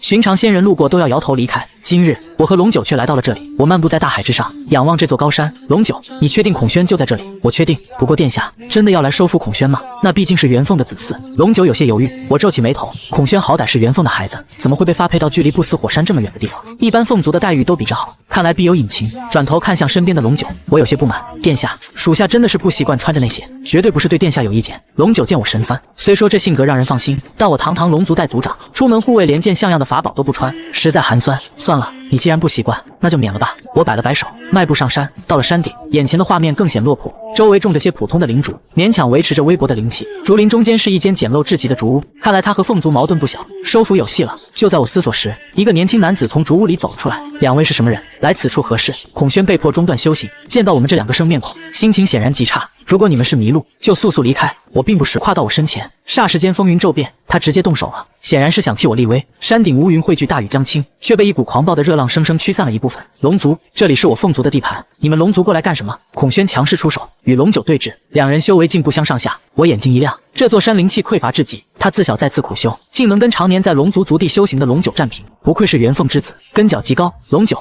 回来吧！我制止龙九，看向孔宣。初次见面，我是龙族如今的代族长，也是你未来的主人。话音刚落，孔宣就像看傻子一样看着我。龙族代族长，就你？孔宣显然不信，你还想收服我？哪里来的自信？就凭你们金仙境界的修为，大胆！殿下如今是我们龙族公认的代族长，就连你们始祖元凤都在殿下手下讨不了好处，收服你是看得起你。孔宣神色终于微变，收起了轻视。元凤吃瘪的是传遍洪荒，他显然也听说了。就算你是龙族代族长又如何？我孔宣此生只负天地，就算是祖龙亲至，也别想收服我。你们回去吧。若非一打2没胜算，被当面要求臣服的他早就动手了。别急着拒绝，如果你跟了我，别的不说，修行资源管够。我开口道。孔宣嗤之以鼻，修行资源管够？我这仙山栽种灵竹1000余，价值不菲，岂会需要你那点修行资源？在他看来，这破山已经是非常好的修仙福地了。我在心中暗笑，真是没见过世面。我大手一挥，无数万年份的极品灵芝从混沌珠里倾泻而出，瞬间在他面前堆起了一座小山。这都是我平时放在珠子里当零食啃的，这些修行资源可够？我似笑非笑地看着孔宣，我清楚地看到孔宣的喉咙重重地动了一下，咽口水的动作极度明显。眼前这成堆的极品资源让他口干舌燥，但他还在死撑。呵呵，凭这些就想收服我，你未免也太看不起我孔宣了。你这是痴心妄想。孔宣强忍着不去看那堆灵芝，这堆宝贝要是种在山上，灵气能暴涨100倍。我记得你叫傲轩，你还是回去吧，我不可能答应的。话虽如此，但他吞口水的动作根本遮掩不住。我似笑非笑，在砸钱这事上，我从不心疼。祖龙的家产本就是用来扩张实力的。我再次挥手，万年灵药如泉水般从袖口喷涌而出。很快，一座膨胀的灵药小山直接将我和龙九挡在了后面，浓郁的灵气扑面而来。孔宣彻底傻眼了。如果有这些资源，他的修行速度起码能提升10倍，很快就能让凤族那些家伙刮目相看。但很快，他眼神一定，背过身去，眼泪却不争气地从嘴角流了下来。元凤可是我的父亲，父子情深，骨肉相连。我抬手收回灵药，心中暗自敬佩，不愧是未来的洪荒大能，心性果然坚定。但接下来孔宣的话却让在场所有人大跌眼镜。他背过身去，悠悠地补了一句：所以让我臣服于你，得加钱。我差点笑死在原地。前世有加钱居士，这孔宣也是个性情中人啊。除过这些灵药之外，我还可以再给你10件先天灵宝，如何？爸爸。我和龙九头顶飘过一连串问号，孔宣也愣住了，一不小心把心里的幻想喊了出来，但他很快忽视了尴尬，因为我开价10件先天灵宝，他连后天灵宝都没见过。10件先天灵宝的震撼力远超那堆灵药。大丈夫一言九鼎，既然已经说出口，那么我孔宣认了。反正在凤族也不受待见，他索性破罐子破摔。你之前说的话还都算数吗？放心，当然作数。不过我就不当你父亲了，以后你就叫我主人吧。知道了，主人。孔宣神色还有些不自然，我并不在意，时间长了他总会习惯的。叮，选项完成，奖励发放，扶桑树树苗到手了。扶桑树可是洪荒太阳升起之地，3族金乌栖息之所，有了它，以后太阳都归我家，说不定还能把太阳女神羲和也收入囊中。孔宣愣愣地看着我，似乎对我因收服他而如此高兴感到震撼，第一次被人如此重视，他心中竟有些感动。我回过神来，发现孔宣的眼神变得温顺了。系统，如果之后孔宣背叛我的话，要怎么算？叮，宿主安心。当孔宣决定臣服时，系统已自动签订契约，除非其实力超出宿主太多，达到准圣境界，否则将不会背叛。听到系统的话，我彻底放心了。我让孔宣变回本体，带着我合龙九回龙族。他竟然还用神通把整座仙山炼成法宝，打包带走了。看来是真心归顺。走，孔宣，我们先在洪荒转一转。孔宣本不愿当坐骑，但在我的金钱攻势下瞬间屈服，甚至还主动加了飞行特效。我们的第一站就是不死火山。巨大的孔雀在天空招摇而过，孔宣居高临下，得意地甩了甩尾巴。凤族的穷鬼们，爷爷走了，可别太想我。翅膀一震，掀起狂风，将火山火焰倒灌入山。看着下方手忙脚乱的凤族，孔宣见好就收，载着我们扬长而去。好不容易扑灭火焰，一群凤族人脸色阴沉。那家伙是孔宣，你们看，那家伙背上的是龙族的那个傲轩。眼尖的凤族人一开口，瞬间点燃了众怒。堂堂元凤子嗣，竟然给龙族当坐骑，简直是奇耻大辱。孔宣，他怎么敢？凤族众人义愤填膺，恨不得把天上的孔雀打下来，但他们不敢。凤族刚吃大亏，又和麒麟族结怨，哪敢再招惹有祖龙坐镇的我？我骑在孔宣背上，居高临下，俯视下方，微微一笑。我就爱看你们恨不得杀了我，又拿我没办法的样子。走，我可爱的小凤凤，我们再去麒麟族那一边转转，之后再回龙族。孔宣无奈，只得听话朝麒麟族飞去。我们就这样大摇大摆的在洪荒转了一圈。那是凤族的族人，那种血脉之力，恐怕还有凤族始祖的血脉。他背上的那不是龙族仅剩下的祖龙子嗣傲轩吗？麒麟族里，群兽抬头看着天空，满眼是压抑不住的愤怒。龙族和凤族果然有一腿，这个种族真的联合走到一块儿。史麒麟本来还怀疑是挑拨离间，现在彻底实锤了。元凤子嗣都给我当坐骑了，不是联盟是什么？龙凤联盟的消息以疯狂的速度传遍整个洪荒，直到远远感受到了魔祖罗侯的魔道气息，我才赶紧让孔宣飞回龙族。有点飘了。回到龙宫，我心悸未消，罗侯的气息还是太恐怖了。我将孔宣的仙山安置在龙族东北角的海面上，自己则回到种植灵参的庭院，小心翼翼地种下扶桑树。我这才发现系统的介绍还能翻页，扶桑神树对所有飞禽都有莫大的吸引力，且能连通万界。树刚种下，连我都感到一丝玄妙的引力。正思索间，我注意到扶桑树突然垂了下来，抬头一看，额头瞬间爬满飞线。孔宣，你给我下来！一时不察，孔宣竟爬到树上去了。明明让他待在外面。主人，我不知道怎么回事。刚刚我在外面的时候，内心深处有一种悸动，吸引着我朝着这边走。孔宣心虚地解释道：“主人，我能够感觉到这株树对我有着莫大的好处，能不能让我待在这棵树上？”我直接无语了，赶紧给我下来！现在的扶桑树还没有成长起来，以后再说。孔宣低着头乖乖下来，显然扶桑树的诱惑极大。主人，那我能不能住在龙宫中？我愣住，龙宫在海底，对飞禽来说天生不适。他为了树竟连这都忽视了。反正有系统约束，绝对忠诚，留在龙宫也是好事。可以。孔宣大喜过望，趁着种好树，我将他留下。关系。孔宣身体明显僵硬了一下，脸色变得不太好，沉默了一小会儿之后，才开口：“元凤他就是个混蛋，我这个子嗣的身份对凤族来说根本没多少分量。我的母亲并不属于凤族，只是因为容貌美丽成为了元凤的侍女。但是元凤这个老东西，自己有那么多的女人，结果还是不放过自己的侍女。”孔宣说的咬牙切齿，我听得一愣一愣的，我这才明白自己捡漏了。孔宣拿的竟是主角废柴留模板，因为母亲是侍女，且她血脉不纯，被元凤嫌弃赶出凤族，饱受族人冷眼。他只能在荒山苦修，企图有朝一日杀回去证明自己。可惜没有资源，进步缓慢。我摸了摸下巴，难怪龙汉大劫中没孔宣的身影，原来是被驱逐闭关了。照他那破环境，出关都不知是猴年马月。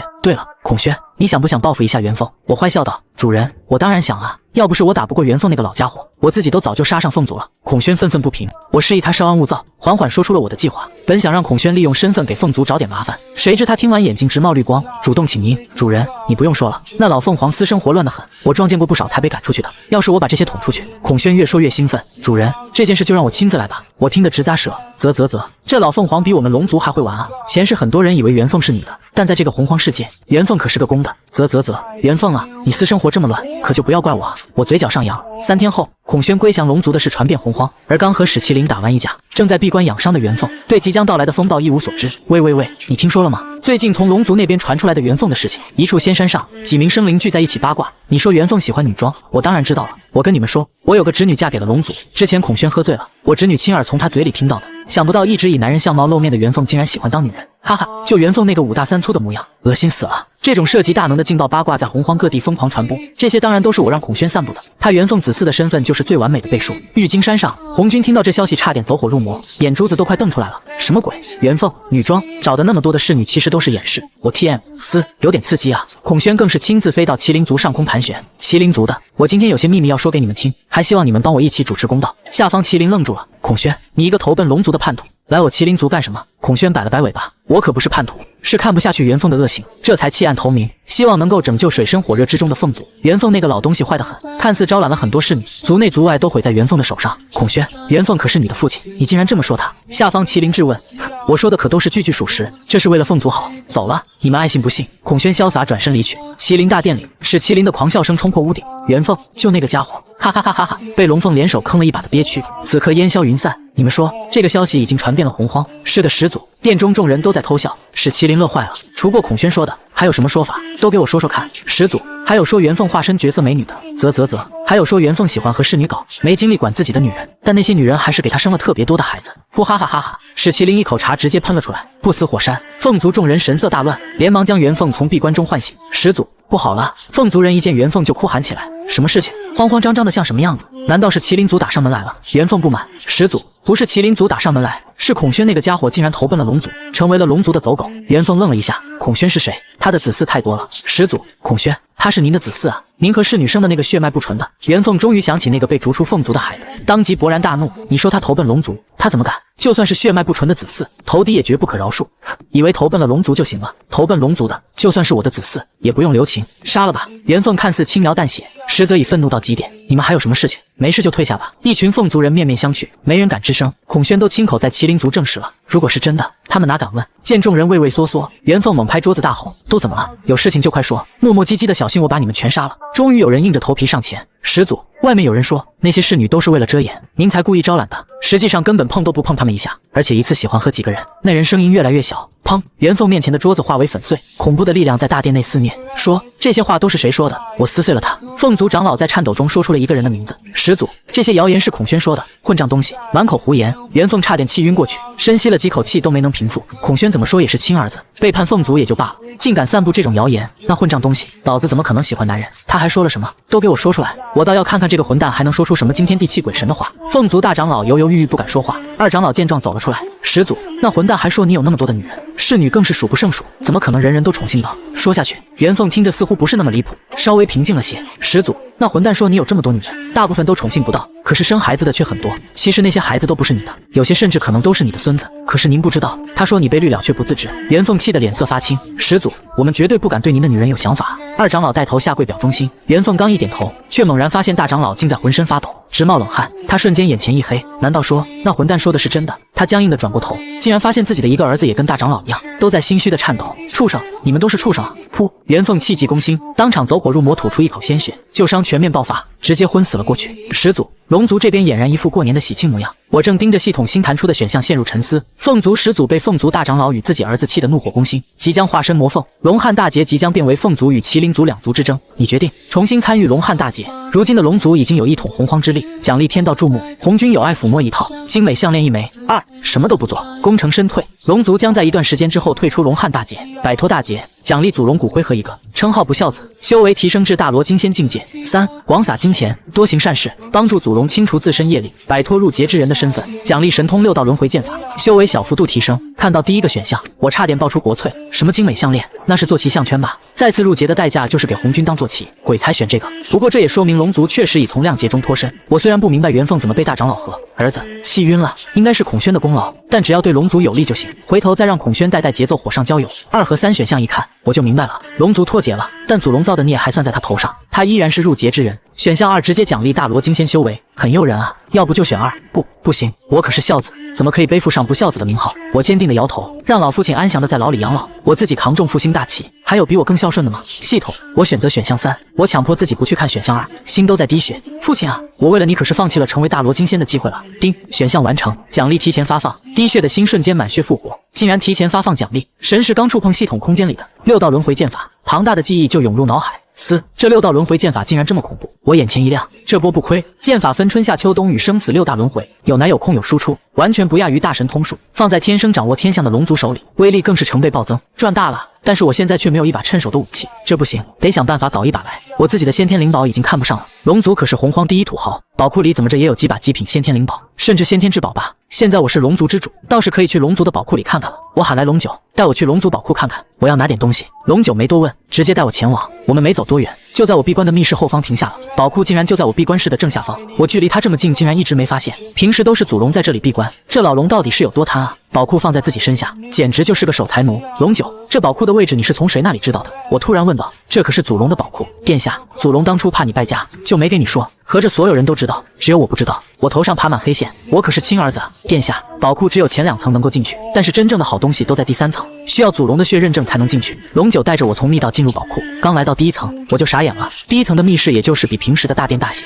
摆满了架子，并且分了类，看上去东西不多，但架子上放着的竟然全都是成堆的储物法宝，甚至因为架子摆不下，有不少直接丢到了地上。我心里清楚，龙族的储物法宝空间绝对极大，而且里面绝对是装满了的，连我都忍不住咽了口口水。难怪祖龙不告诉前身位置，这1、2层可是随便进的。我甚至有种错觉，单凭第1层，我就能把凤族买下来。殿下，您平时吃的那些零食就是从这第1层拿的。龙九苦笑，第2层和第1层差不多，只不过储物法宝更高级了。到了这里，我明显感觉到有高级阵法存在，甚至影响到了我和2仪生灭大阵的联系。不愧是祖龙，合着龙族没有强大阵法，全用在宝库这里了。殿下，我就先回去了。将我带到第3层入口后，龙九便告退。我看了看通往地下的光幕，四周没有放血的凹槽，多半是个识别血脉身份的法阵，看来得找我的好父亲要点血啊。像我这么孝顺的孩子，他肯定非常乐意吧。我笑了笑，直接闪身进入混沌珠。老龙，我来看你了。外界1000年，混沌珠内亦是1000年，祖龙的样貌没有任何变化。听到我的声音，庞大的神躯瞬间飞到我面前，化成人形的我还没他1只眼睛大。逆子，快把我放出去！祖龙强压着怒火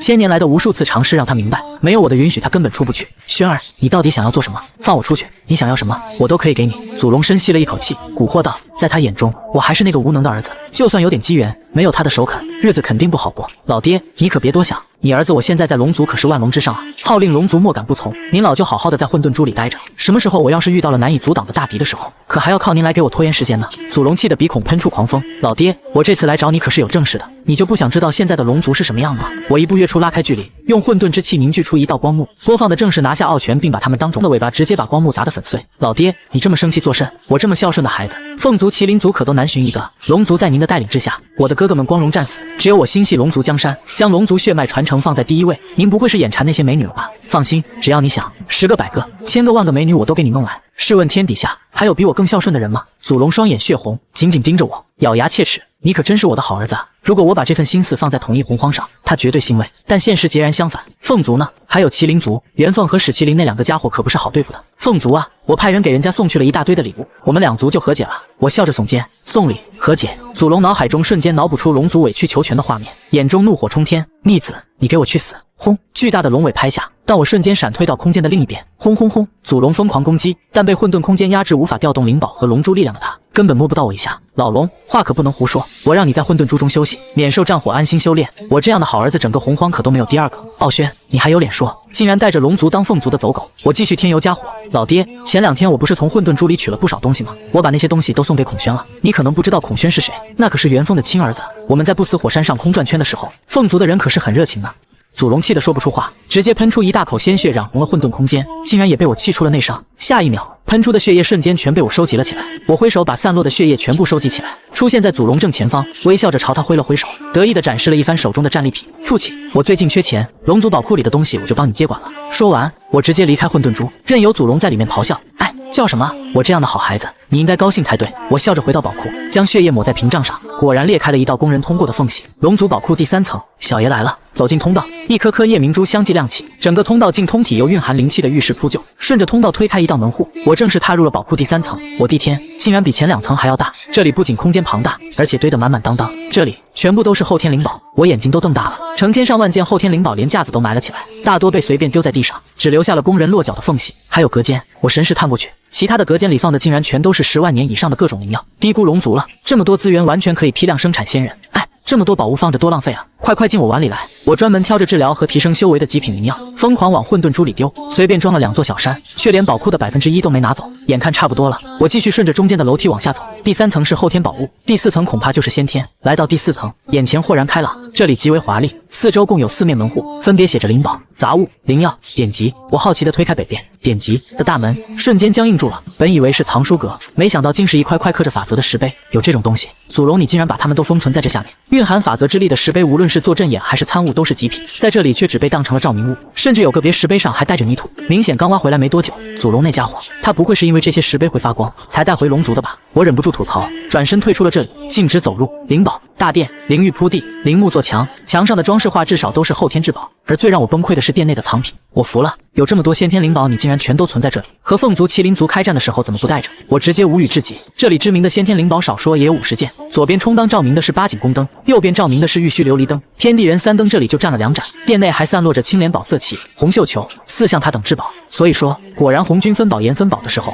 其实是打劫了龙族。我看着这么多先天灵宝，一时间不知道该怎么办了，真是一个幸福的烦恼啊！无奈摇头，我将这些先天灵宝一并收走，全塞进混沌珠，放在龙族宝库里。哪里有随身带着安全？我真的是一片赤心为龙族啊！为什么就没人懂啊？我离开被洗劫一空的第4层，深感肩上的担子更重了，顺着楼梯下到第5层，这里空荡荡的，只有密密麻麻的阵法纹路散发着光亮，那是祖龙印。看到空间正中央悬浮的宝物，我吃了一惊，镇压龙族气运的至宝竟被放在这里充当阵法核心，一族气运玄之又玄，事关全族修行与兴衰，绝不能乱动。算了，做人留一线，日后好相见。祖龙印我就不带走了，免得等那老逼登出来又要和我拼命。认出是祖龙印后，见第5层也没别的东西，我便转身返回。而此时混沌珠里看着满天乱飞的自家底蕴，祖龙气得抓狂。逆子，你给我出来，把这些东西都给我放回去。先天灵宝你都敢拿出来，你把我当什么了？逆子啊，你拿这些还要送给凤族，你迟早要把我龙族都败光啊！逆子长呼一声后，祖龙便没了动静。堂堂3界强者，龙族之祖，竟硬生生被气晕了过去。祖龙不争气啊，看来以后得给他补补了。丁，宿主已经是洪荒第1富2代，身边怎么可以没有侍女？故你选择选项1，收服1名神女成为你的侍女，可在女娲、西王母、西河等之中进行选择，奖励赤霄剑、赤霄剑、先天灵宝、地道之剑。选项2，小孩才做选择，大人全都要。收服评分任何在9灵之上的美女，每收服1位将结算1次奖励，奖励在修为提升、血脉提升等奖励之中随机获得。每一名女子的奖励大概率不同，有机会获得特殊奖励。选项3，你堂堂龙族富2代，怎可以沉迷于女色？不收侍女，收服男士，每一名男子结算1次奖励，奖励随机提供，大概率为特殊奖励，获得称号洪荒独行者，获得技能100%被发好人卡。我刚回到新庭院，竟然又触发了系统选项，还好我打开了龙族宝库，要是没有得到宝库里的东西，我岂不是又错过了1次系统奖励？我果断做出了选择。不过面对系统的标准，我有些拿捏不准。系统9灵评分是什么标准？选项完成。系统开放功能，可检测宿主面前生灵的容貌评分。我注意到系统说的是生灵，而非限定男女。系统，这个测试评分还可以测试男的吗？可以。我顿时来了兴趣。系统，我多少分？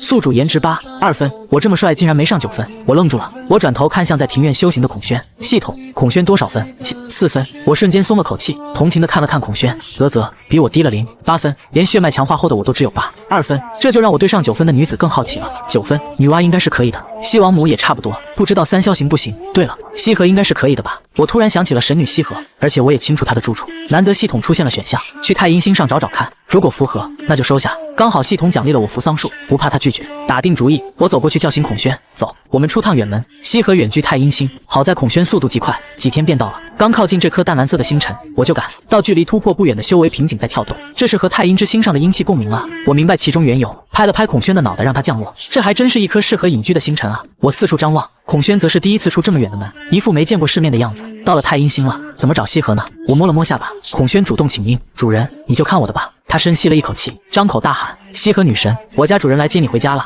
吵闹！我笑骂一声，这家伙去散播元凤八卦时练出了厚脸皮，做这种事毫无心理负担，哪里来的登徒子？在我太阴星上大喊大闹，人未至，声先闻。清冷娇柔的嗓音钻入耳中，婉如天籁，让人心神舒畅。孔轩难以置信地瞪大眼睛：“主人，您是不是早就见过西河神？”我回过神来，手按腰间佩剑，摆出翩翩公子的模样。初次见面，我是祖龙嫡子傲轩，目前的龙族之主。然而在西河眼里，我这熟悉的眼神，分明就是一个故作文雅的纨绔子弟。我听说过你，这些时间龙族在洪荒之中可是出尽了风头。西河不失礼数的妩媚一笑，身居太阴星的他消息竟一点也不滞后。不过说自己是龙族之主，是不是早了些？祖龙不是还在闭关呢吗？确实在闭关，不过是被我关在混沌珠里罢了。我并未多加解释。现在祖龙不在，不是吗？龙族的宝库可都被他交给我了。那公子找我有什么事情？大姐可和小女子无关，当然不是大姐的事情。只是你看吧，我堂堂龙族之主，出门却没有一个侍女随行，这可有些掉价了。所以我想收你当我的侍女，不知道你意下如何？我直截了当的说明目的。孔轩在暗地里竖大拇指，直呼内行。要是换了别人，西河早就转身离去了。但我凭借2的高分颜值，竟让他忍住了怒火。公子这是说笑呢吧？谁不知道前段时间龙族收拢了数不清的美女入宫？难道不是公子的旨意？你如果跟我回去，就明白那是不是了。你和那些是不同的。顺带一提，公子我前段时间得到了一个宝物，名叫扶桑树。我盯着西河的眼睛，不知道你想不想要？我单手一挥，扶桑树直接出现在两人中间。扶桑神树，西河大吃一惊，这等沟通三界、转化灵气的极品神树竟在我的手里，他的眼神明显变了。冥冥之中，扶桑树对他散发着一种致命的诱惑，让他从灵魂深处产生出占有的渴望，仿佛此物命中注定归属于他。如果是侍女的话，当侍女又不是卖身，如果能换到扶桑树，西河开始犹豫了。如果你同意，这一条佩帛也是你的了。我手上出现一条轻纱，这是一件先天灵宝。西河难以置信地瞪大了眼睛，随手就是先天灵宝，龙族纨绔竟豪横至此，真的给我？当然，就算你拒绝，它也是你的。当了我的侍女，合适的先天灵宝少不了你，至于后天灵宝，更是想要多少就有多少。我可是说过了，龙族的宝库可都归我了。孔宣在一旁默默补刀，切，主人对你可真够好的。你是不知道，当时他收服我的时候，可是一件先天灵宝都没给我，刚见面就送你，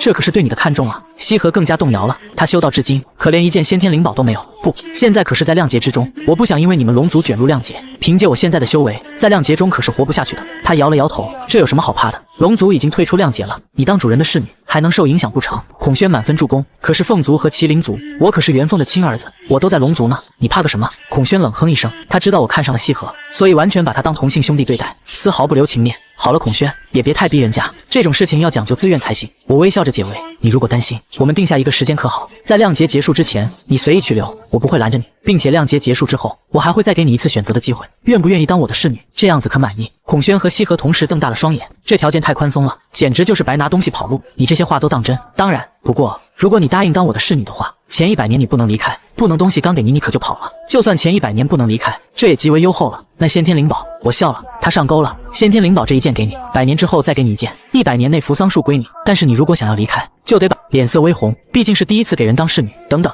我还有个条件，你说，我希望你不能对我做太过分的事情，不然我会直接离开。我挑了挑眉，强扭的瓜不甜，感情讲究你情我愿，这一点你可以放心。我的小娘子，听到这称呼，西河的脸瞬间熟透了，嘟囔着：什么你的，以后就叫我少爷吧。好的，少爷，恭喜宿主选项完成，收服西河神女，获得特殊奖励神剑太初。神剑太初，寓意宿主初次踏出这一步，此剑以表纪念。听到系统提示，我十分欣喜，但看到后面的备注又很无奈。收个侍女有什么好纪念的？搞得好像我这辈子只收得了一个似的，格局小了系统。但当我看清太初剑的介绍时，眼睛瞬间瞪圆了。太初神剑该温养了。我伸手一招，一柄3尺3寸的青色长剑自扶桑树下飞来。1年前得到这把剑时，我吓了一跳。系统说，这是我穿越后灵魂的半生灵宝，虽然现在只是先天灵宝，但我能感受到它带着和混沌珠相似的气息，这极有可能是一把未长成的混沌至宝，所以这1年我都在温养它。此外，不知是何原因，我的法力竟在体内自发形成了循环。现在我吃饭、睡觉、走路都在自动挂机修炼，正经人谁还自己修炼啊？我手握太初，来到2米多高的扶桑树前，一阵春风吹过，我在树下持剑轻舞，春夏秋冬4季轮回，雨雪纷飞，小小庭院竟随着我的剑法上演轮回奇景。西河诧异地捧起一堆落雪，直到我收剑才询问：少爷，你的剑法练成了？没错，我欣喜地点头。6道轮回剑法终于入门了，虽然目前只能演化4季，生死轮回还做不到。你这剑法我从来都没有见过，龙族里也从未听说，你是自创的吗？西河好奇，不是，另有师承。我随口否认，不清楚底细的逼，我可不装。丁，龙族已经退出大劫，但是这并不意味着龙族就应该闭门封锁。身为穿越者，你选择维持龙族现状，不做出更改，守住龙宫，奖励血脉提升。2，着手龙族大革命计划，推翻血统论阶级制度，奖励称号革命者，奖励血脉废除，奖励成就，我推翻我自己。3，着手东海大开发计划，找到蓬莱仙岛，奖励称号开荒者，奖励9转玄功。又触发选项了，这次奖励直接上升了一个层次，选项1塞牙缝都不够，选项2更是离谱，推翻血统论，龙族血脉最强的就是我，这是要我宰了我自己。只有选项3靠谱，不仅有正常称号，还有顶级的炼体功法9转玄功。龙族本就肉身强横，若再修炼此功，以后恐怕连巫族那群肉身铁憨憨也要甘拜下风。而且寻找蓬莱仙岛，这会儿岛还没被发现，上面绝对遍地是宝，刚好充实宝库。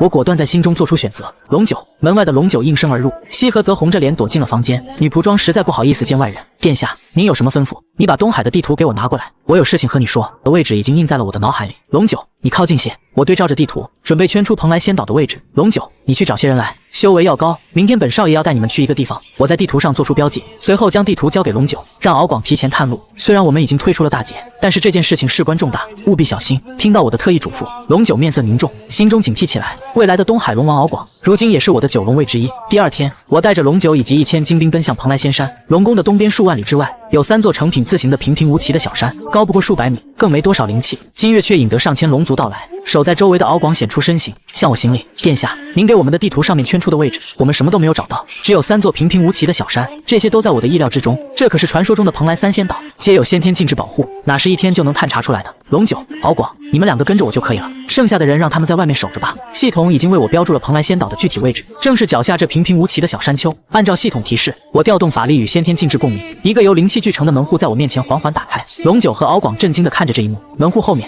浓郁的灵气扑面而来，完全不亚于龙族保护。殿下，这里就是你说的蓬莱仙岛吗？敖广咽了口水，还没真正进去，灵气就如此恐怖，若在这里修行，不出100年他必定突破。龙九也激动起来，他在金仙境界已经停留太久了，别在外面愣着，先进去。我同样难掩激动，率先踏入门户，仿佛来到了另一个世界，眼前景象逐渐清晰，竟是一座高耸入云的山峰，少说也有上万米高，灵气浓郁的连扶桑树下都比不上。刚一进入，我的境界瓶颈便开始松动，这趟真是来对了，那是浮云草。龙九惊讶地喊出来，而且还是100万年份。我放眼望去，视野之内遍地都是花花绿绿的灵药，连浮云草这种鸡类都能长到100万年，那些珍贵的灵药得有多逆天？我看向四周的树木，果不其然，大多数都是先天灵根。殿下，我不敢下脚了。敖广苦笑，地上的灵药就像杂草一样，最差的也有10万年、100万年的比比皆是。龙族宝库东西虽多，但都收在储物法宝里，哪有这遍地乱长来的震撼？2人直接愣在原地，我笑着摇摇头，不打算劝他们，径直朝山顶走去。我随身带着大半龙族财产，财大气粗，踩坏就踩坏吧。一进入仙山，我就感觉到山顶有东西在呼唤我。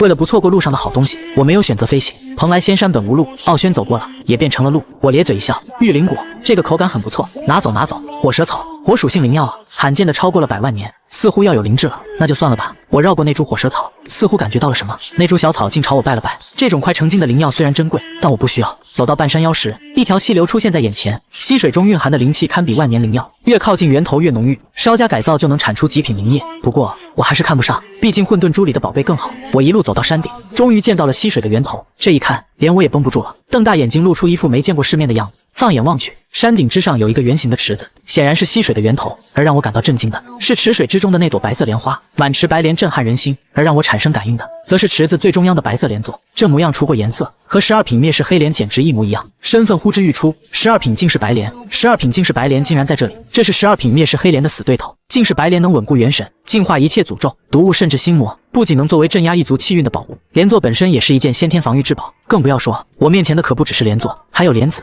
莲藕，是一株完整的净世白莲。这趟蓬莱仙山真是来得太值了，红军来了也要心动吧。还好我来得早，不过我现在的修为想要炼化它需要不少时间，先放着让它再生长一段时间，修为提升上去之后再来带走。我靠近后，调动阵法之力将净世白莲保护起来。可就在我调动阵法时，变故突生，2道流光自白莲中飞出，直奔我而来，瞬间钻入我的身体。这时我略微感应，顿时笑得合不拢嘴，竟然还有意外之喜。这2道流光，一件是造化玉蝶的碎片，另一件竟是开天府的碎片。混沌青莲的莲子落入蓬莱，没想到还带上了这2件与盘古有关的至宝碎片。虽然只是碎片，但也着实让人惊喜，尤其是造化玉蝶碎片，绝对能助我悟道。此次出行收获满满啊！确认没有其他机缘后，我转身下山，剩下的地方交由手下去探索便可。龙九和敖广竟还在山下没挪窝，我笑笑不说话，将他们带出蓬莱，留下人手镇守后，便返回了龙族大殿之中。群龙再次汇聚，经过之前的事，龙族众人已对我心服口服，不服的都进女妖天牢了。就算我拿着宝库四处败家，也没人敢说半句不是。只是这次召集，他们还以为我又想出了什么败家之举。我落座后，众龙七嘴八舌的询问：殿下，不知道找我们来都有什么事情？放心，找你们来自然是有为了龙族发展的大好事。我将蓬莱仙岛的事公之于众，大殿瞬间炸开了锅。殿下，你说的那些都是真的？自然，殿下还能说谎不成？敖广对了回去。诸位，殿下所言皆是我等亲眼所见，那仙山确实遍地珍宝啊！得到证实，众人更加激动，这是我龙族的机缘啊！如此一来，我龙族称霸洪荒岂不是指日可待？诸位，那宝山可不止如此。我笑着打断他们，如今山上灵药是混乱生长，没有秩序，互相影响。如果我们将之进行调整，蓬莱仙山将会为我们提供源源不断的灵药。群龙虽然热情高涨，但却一脸困惑。一群只会打架的龙，懂个锤子的生产。我要开发蓬莱，自然是讲究可持续发展。详细的事情我已经与敖广说明，接下来只需要你们各自出人就好。除过仙山之外，仙山四周的海域我也有安排。我称这次计划为东部大开发计划，只开发蓬莱太惹眼，怕被红军这种大佬或者成圣的强盗惦记，连同周边海域一起开发，能掩人耳目，拖延时间。等以后有人眼红来抢，我早就卷铺盖走人了。选项完成，奖励发放。刚把事情安排下去，系统提示便弹了出来，一股力量突然灌入我的身体，竟直接撬动了境界瓶颈。我脸色一变，顾不得殿中众人，直接闪身躲进密室。炼体功法为什么会直接发放啊？不需要我领取的吗？我无力吐槽，系统力量在体内自发运转，我只能集中精神专心突破。九转玄功刚发放，我竟直接领悟到了第一转的水准。九转玄功和寻常功法不同，不修元神，只练肉身，修行到极致，一身蛮力可以改天换地，是实打实的以力正道。磅礴的力量在我的身体中横冲直撞，犹如重组般，将我的肉身构造变得更加合理。我本就是祖龙嫡系，被九转玄功加强后，肉身之力甚至能赶超未来的巫族。我取出大量灵药堆在四周，滚滚灵气将我整个人包裹。九转玄功第一转破，仅用了1天时间，凭借强大的底子，我便完成了第一转。系统力量带动下，功法自行运转，瞬间破开了第二转的大门。力量的暴涨带来了巨量的灵气消耗，我的身体宛如黑洞，疯狂吞噬着周围的灵气。这股吸力直接冲出密室，哪怕庭院中有先天灵参和扶桑树加持，也只勉强能维持消耗。然而突破并没有结束，九转玄功第二转带动了我原本的修为，炼气境界同样突飞猛进。我直接从金仙中期突破到了后期，虽然已积累1000年，就算没有这次奖励，苦修10年也足以突破，但我感觉还没到极限。密室中，功法飞速运转，我疯狂吞噬着灵药化作的洪流，小山般的灵药迅速消失，我又下意识地取出更多。与此同时，东海之上，海浪滔天，平静的海面产生了一个巨大的螺旋，天地灵气如风云汇聚，引来无数阴云，一切灵气都在朝我的方向汇聚，恐怖的威压落在所有龙族身上。这是殿下在突破吗？这股气息竟然如此强大，仿佛见到了祖龙一般。殿下不仅仅智谋无双，就算是天赋实力都是绝顶了。龙九等9龙卫成员心中震撼，之前在大殿立威时他们就领教过我的血脉威压，但这次更强，范围更广。东海的异象足足持续了100年，100年后异象渐渐散去，我终于结束了这次突如其来的闭关。闭关中我对外界全无感知，仿佛只是睡了一觉。金仙境界圆满，没想到100年时间就达到圆满境界了，省了我太多功夫了。我惊喜地感知着体内的变化，100年时间从金仙后期到大圆满，绝不是水货，若非开挂绝不可能做到。实力才是永远的底气，不仅修为提升，九转玄功也稳定在了第二转。我的肉身强度已远超同阶，龙族肉身本就同阶无敌，再加上玄功加持，单拼肉身我足以硬汉龙族的太乙金仙中期。若是对上凤族、麒麟族或其他先天生灵的太乙金仙初期，手段齐出之下，他们绝不是我的对手。若动用太初剑和6道轮回剑法，我甚至能和太乙金仙中期正面一战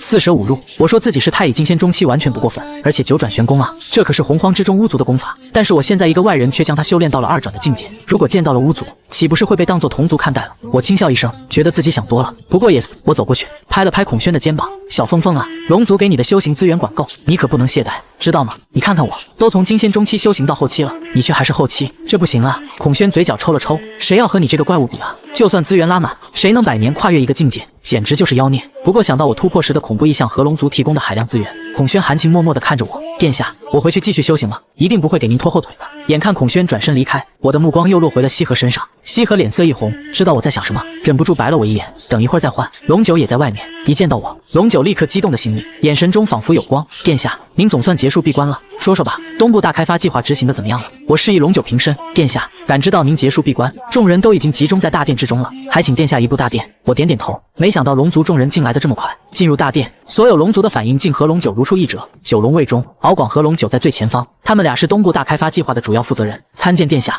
殿中群龙齐齐行礼，看向我的眼神中写满了臣服。恭祝殿下突破成功，殿下神威盖世。敖广带头祝贺。我刚突破，一身金仙大圆满的气息还未平复，在场龙族纷纷附和，恭贺殿下破境出关。龙族有殿下在，真是我龙族之福啊！我点点头，听着这些恭维，还真挺受用。等他们说完，我才询问东部大开发的情况。我这次闭关突然，110年过去，蓬莱山的改造虽看不出大效果，但龙族人多势众，采摘灵药的收获绝对不少。殿下，您真的是太英明了！殿下，东部大开发计划简直是龙族史上的壮举啊！一提到这事，群龙更加兴奋，他们都从中得到了巨大的好处，和祖龙统治时期相比，简直天差地别。原本他们一个个都是穷光蛋，现在个个富得流油。这100年来，龙族平均每个人都突破了一个小境界，整体实力直接上升了一个台阶。他们平日在家里都在教育孩子要记住我的好，若不是我的计划，小辈哪有机会吃上万年灵药？所以现在一个个都跟打了鸡血一样，向我表忠心。听多了，我也就明白了成果。当初我就没打算把那些资源攥在自己手里，除过少见的宝物，剩下的全部分发下去，提升整体实力。在我看来，这些还比不上祖龙宝库的9牛1毛，但在其他龙族眼里，这就是天大的恩赐。祖龙是个十足的守财奴，把宝物全塞进宝库。龙族虽富，却是他一个人的富有。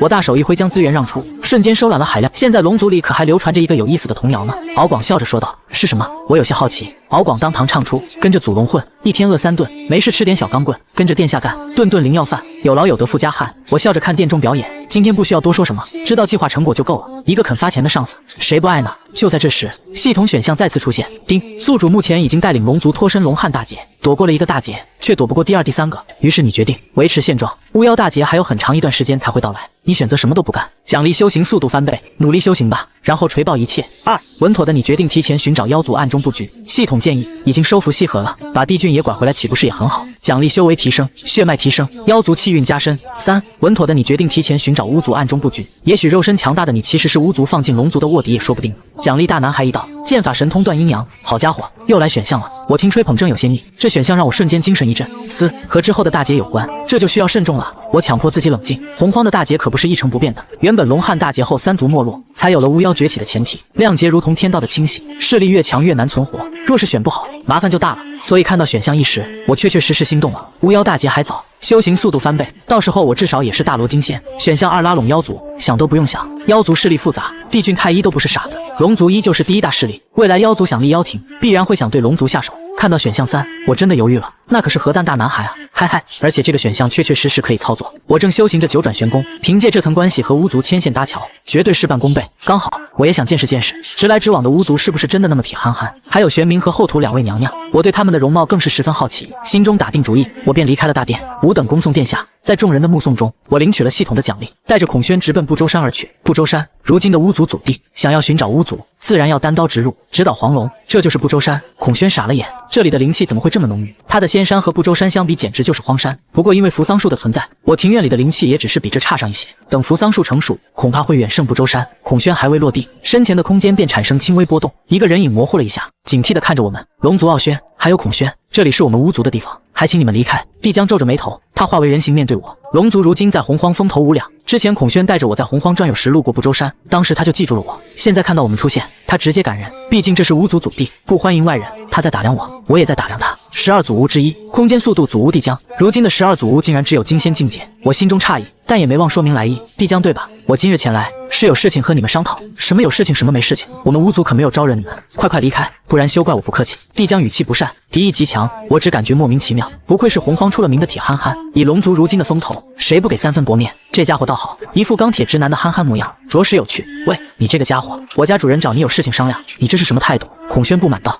巫族祖地不允许外人进入，不管你们有什么目的都不行。帝江冷哼一声，忽然他像是想起了什么，突然改口。我听说你们龙族很富有，那你身上应该带着不少宝物吧？这样子，本来我是要赶你离开的，但是你要是能，我不动手。他这语气仿佛我占了多大便宜一样，这让我很不爽。真当小爷好欺负？你觉得你能够打得过我？我要是不走，你能把我怎么样？我气笑了，打不过你，我就找其他祖巫一起来。帝江语气平静而肯定，这是在告诉我他会这么做。若是别人多半是威胁，但巫族人直来直去，要叫人就会明明白白说出来。那要是其他祖巫来了，还是打不过我呢？这话让帝江愣住了，他真的在原地思考这个问题。果然巫族都是憨憨吗？这种事情竟然会认真的去想，我可还在你面前呢。我心中暗笑，名不虚传。等了一小会儿，帝江实在想不明白，变得非常暴躁。我不管，那就先打了再说。你要是真的能打赢我们，你想干什么就干什么。我欣然应下。帝江直接出手，惨烈的白光刺破空间，直奔我面门。这要挨实了，非得见血不可。毕竟祖巫专修肉身，而我的人形肉身不如本体强横，不愧是空间速度祖巫。拳风已出，孔宣还没反应过来，不过我比他更快。我察觉到他动手，直接缩地成寸，跨越空间，仗着九转玄功硬接了他这一拳。恐怖的力量如泥牛入海，化为无形。帝江傻眼了，眼前这人不是龙族的吗？为什么能凭肉身接住他这一拳？不可能，绝对不可能！我不信！再来！轰！他原地挥拳，又被我轻松接下。看来九转玄功第2层，我已经超越了同境界的巫族了，本体肉身力量将会更强大。和帝江交手，我甚至能分心，肉身完全碾压，不管他怎么发挥，都不可能是我的对手。帝江在我的压制下苦苦支撑，内心极度震惊，竟然有人能在肉身上压制他。从我身上，他感受到了一种非常熟悉的气息，和他非常像，那其实是九转玄功的气息，但他却当成了巫族血脉之力。一个大胆的念头在帝江心中升起，傲轩不会是我大哥吧？能压制他的肉身，还有相似气息，比他还强，肯定是大哥。还没等他多想，远处传来大吼：“喂，你是什么人？欺我巫族无人吗？”我皱了皱眉，远处竟又冲来几名祖巫。帝江、祝融愤怒大吼，那模样活像帝江已经被打死了一样。这群家伙脑子里真的什么都不装吗？这种肌肉怪真的最麻烦了。那几个祖巫不由分说直接动手，根本不给人开口的机会，仗着身体强横，一双双铁拳封锁了我所有闪避空间，且拳拳直奔面门。这要是一拳砸中，岂不是很丢人？我也被打出了真火。直接还手，双手抓住祝融和勾芒的拳头猛然扭转，借力将两人砸向包围我的第三人入手，算上帝江，收身上来了个难上加难。帝江见状也加入战局，我却根本不闪，抓起帝江就像抡大锤一样，对着祝融疯狂轰砸。就这小子刚才打我脸打得最欢，要打是吧？小爷就和你们打到底！我咬着牙，非要拿这几个憨憨出气不可。看来这群肌肉怪，除非被打服，否则根本没法交流。不周山坚固异常，我抡着帝江横扫一圈，直接清出一片空地。孔宣早就躲得远远的，生怕被殃及池鱼。我足足暴打了4名祖巫半个时辰，而其余祖巫竟然蹲在周围看戏。不愧是巫族！停，大哥，我服了！帝江连忙求饶，被我抡了半个时辰。要不是祖巫肉身强横，这会儿已经魂飞魄散了。他是真的被打晕了。堂堂祖龙，竟被同境界的人当成了重型武器，服了！现在能好好说话了吧？我冷哼一声，松开了手。帝江晕乎乎的分不清东南西北，鼻青脸肿的样子好不滑稽。祝融几人也同样凄惨。大哥，你先等等，我们几个有话要说。帝江喊了一句，转头把兄弟们聚在一块，除了玄冥和后土，10名祖巫全到齐了。怎么会有龙族肉身比我们还强？帝江揉着脸直抽凉气，那个家伙真的是龙族吗？我怎么感觉他比我们还像巫族？祝融缩了缩脖子，显然是被打怕了。是啊，和他相比，我们这些祖巫就跟假的一样，他肯定是我们流落在外的族人。帝江压低声音猜测道，肉身这么强，血脉肯定比我们还好，我们要帮大哥认祖归宗，他太可怜了，从小流浪肯定不知道自己的身份。呜，帝江说着竟然把自己感动哭了，其余祖巫也跟着抹眼泪，这智商绝了。可是大哥不认怎么办啊？呜，祝融也哭出了声。我有个想法，先骗他去盘古神殿，如果他能进去，就证明他是巫族人，到时候证据确凿，大哥肯定心中一阵无语。拜托，你们密谋能不能小点声，我听得清清楚楚好吗？不过这情况对我倒是有利，要是真坐实了祖巫大哥的身份，那巫族岂不是直接成了我的班底？九转玄功系统你是不是算好了的？我长叹一口气，孔宣在一旁也是满脸崇敬，感慨自己捷足先登跟对了人，连巫族都要主动认大哥。大哥，抱歉刚刚下手重了，我们先去盘古神殿休息交流吧。帝江一本正经地走过来，眼神中竟然还带着欺瞒我的愧疚，我只能强装不知，配合他们的演出。一行人飞快赶往那横亘眼前的盘古神殿，这大殿是盘古心脏所化，给人带来的震撼无法言喻，通体毫无雕琢痕迹，仿佛先天生成。还没靠近，一股恐怖的威压便落在我身上。就在这时，我识海中的开天斧碎片轻轻一震，威压瞬间荡然无存。刚才的威压莫非就是筛选？我心中了然，若非巫族血脉，绝难入内。我深吸一口气，走入神殿，身后10名祖巫呼吸都沉重了，在他们眼中，这已经是铁证如山。果然没错，他就是我们的大哥。进入殿内，入眼是一座缠绕着零碎道泽的石碑，而石碑之后，赫然现出一个巨大的血池。大哥，那里就是我们出生的地方。盘古精血有限，孕育出我们12祖巫后便已耗尽，往后只会诞生大巫。帝江在旁解释，我点头回应。其实这不仅是精血的问题，12祖巫乃是天定命数，偌大的神殿简约至极，唯有中央内如湖泊般的血池与石碑显得气象万千。大哥，是时候告诉你了。帝江突然神情激动地靠过来，其实你也是从这血池出生的，且比我们更早。先前的隐瞒只是为了测试你是否能进入这唯有巫族血脉才能踏足的神殿。既然你进来了，说明父神认可了你的血脉。这么多年你在外受苦了。看着帝江自责的模样，我心中万马奔腾，面上却还得装出震惊。没想到我竟是巫族人，你就是我的弟弟。大哥，帝江又抹起了眼泪。此时其余祖巫鱼贯而入，其中2道身影瞬间吸引了我的目光，正是玄冥与后土。系统给出提示，两人皆是9分以上的角色。玄冥娇小如萝莉，却胸怀大气；后土则身高腿长，气质温润如贴心御姐。我收敛心神，看向殿中唯一的传承，那块刻满铭文的石碑，只读了几段，我便认出上面记载的是洪荒顶尖炼体功法9转玄功。可惜碑文在第5转处戛然而止，竟是残缺的。大哥，这上面的9转玄功阴道横不全，修行境界有限。帝江挠头解释，他以为我想要这功法，却不知完整版就在我脑中。我发现石碑内部另有乾坤，竟能隔绝神识，于是挥退帝江，直接祭出太初剑，一剑劈开了这副神留下的石碑。大哥，你怎么能毁了石碑？帝江大惊，玄冥与后土也齐齐皱眉。我不答话，伸手接住从石碑碎裂处飞出的流光，那是一段技艺传承神通，法天象地。随后我淡然一笑，石碑毁了便毁了，我这里有完整的9转玄功。我将神识刻入竹简交给帝江，颜瞬间涨红，羞愧又崇敬地望向我，这居然是完整的9转玄功。大哥，我刚才还以为你是哄骗我们。二女对我的好感度瞬间飙升，帝江更是表情肃穆，认真地说道：大哥，原本我们还有些不服，但现在是真的服了。你不仅武力冠绝，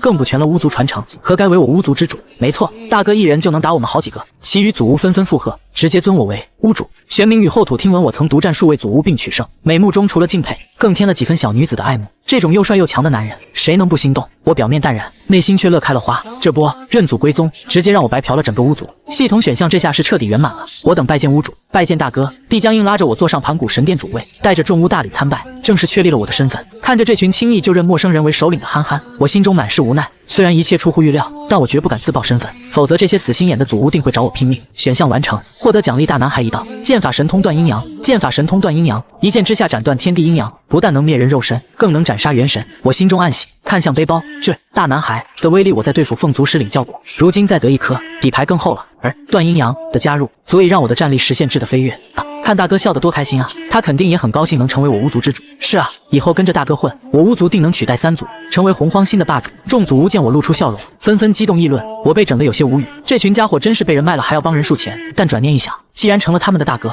就不能看着自家小弟吃亏。我心念微动，从混沌珠内取出一堆天材地宝，在身前堆成了一座小山啊！这是10万年以上玉灵果，这竟然是起码100万年份的龙涎草，不可思议！这是能提升我巫族血脉纯度的巫血花。帝江等人失声惊呼，他们虽归为祖巫，却也从未见过如此海量的顶级资源。等众人冷静后，帝江不解地看向我：“大哥，你这是？这些都是能强化肉身的灵药，你们拿出分了吧。既然我是你们的大哥，这些灵药就当是给你们的见面礼了。”我故作不以为意地摆了摆手：“使不得啊，大哥，这太贵重了。”“是啊，大哥，你拿去修炼吧，我们怎么能要你的东西呢？”这些憨憨虽穷，对兄弟情谊却看得极重。我没在任何一人眼中看到贪婪，这反而让我更坚定了送药的心思。如果你们还当我是你们的大哥和巫主，那就不要再推辞了。我神色一肃，拿出巫主的威严：“你们没法修炼元神，实力全在肉身上，配合完整的9转玄功，这些灵药能让你们实力突飞猛进，才能更好的保护族人。多谢大哥，大哥放心，我们一定好好修炼。”众巫感动不已，跪倒在地。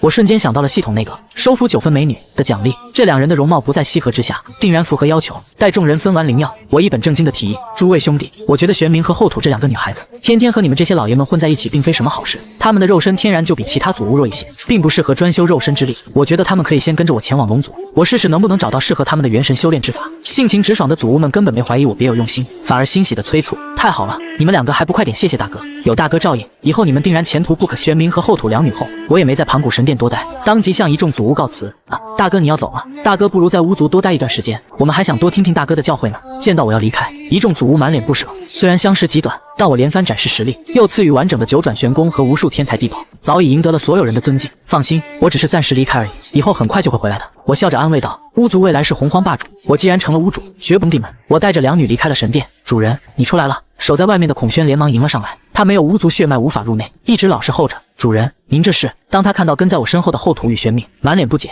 我现在已经是巫族之主了，后土和玄冥这2位祖巫以后也跟在我身边做事。我随口解释，孔宣却瞬间傻眼，瞪大眼珠子看着我。他本在担心，是啊，以后我们整个巫族都围傲轩哥哥马首是瞻呢。玄冥和后土一左一右挽住我的胳膊，亲自出面澄清，竟然是真的。我家主人真是太牛逼了，不但收服了巫族，还顺带拐走了2个美人。不服不行啊！孔宣佩服得五体投地，我感受着胳膊处传来的酥软，也有些飘飘然，但很快恢复镇定。愣着干什么？我们现在出发回东海吧！我拍了拍孔宣，他当即现出千丈本体，双翼展开遮天蔽日，吓得方圆千里飞禽走兽安全感，羞涩的不肯离开。孔宣速度极快，数天便飞越亿万里来到东海，一头扎入深海。下潜数万里后，散发璀璨金芒的龙宫呈现在众人眼前。这就是龙宫吗？看着由无数天材地宝堆砌而成的宫殿，玄冥和后土震惊的瞪大眼睛。我等参见殿下，殿下回龙宫了。一众龙族纷纷出迎。随着一己被清理，我在龙族的地位已无可撼动。我将2女安顿在寝殿旁，并随手留下了一堆蓬莱宝物供其修炼。丁，选项完成，收服后土祖巫，获得奖励，身法神通神虚步。丁，选项完成，收服玄冥祖巫，获得奖励，洪荒版乙烯催熟剂 X3。系统提示音响起，我心中大喜，神虚步能让速度暴增，自不必说。我将注意力集中在那3瓶药剂上。洪荒版乙烯催熟剂，狗系统又给什么乱七八糟的玩意？我看清介绍后，忍不住倒吸了一口凉气。这药剂竟然可以用来催熟灵宝。这洪荒版乙烯催熟剂一共3瓶，每瓶能催熟1件灵宝，这岂不是意味着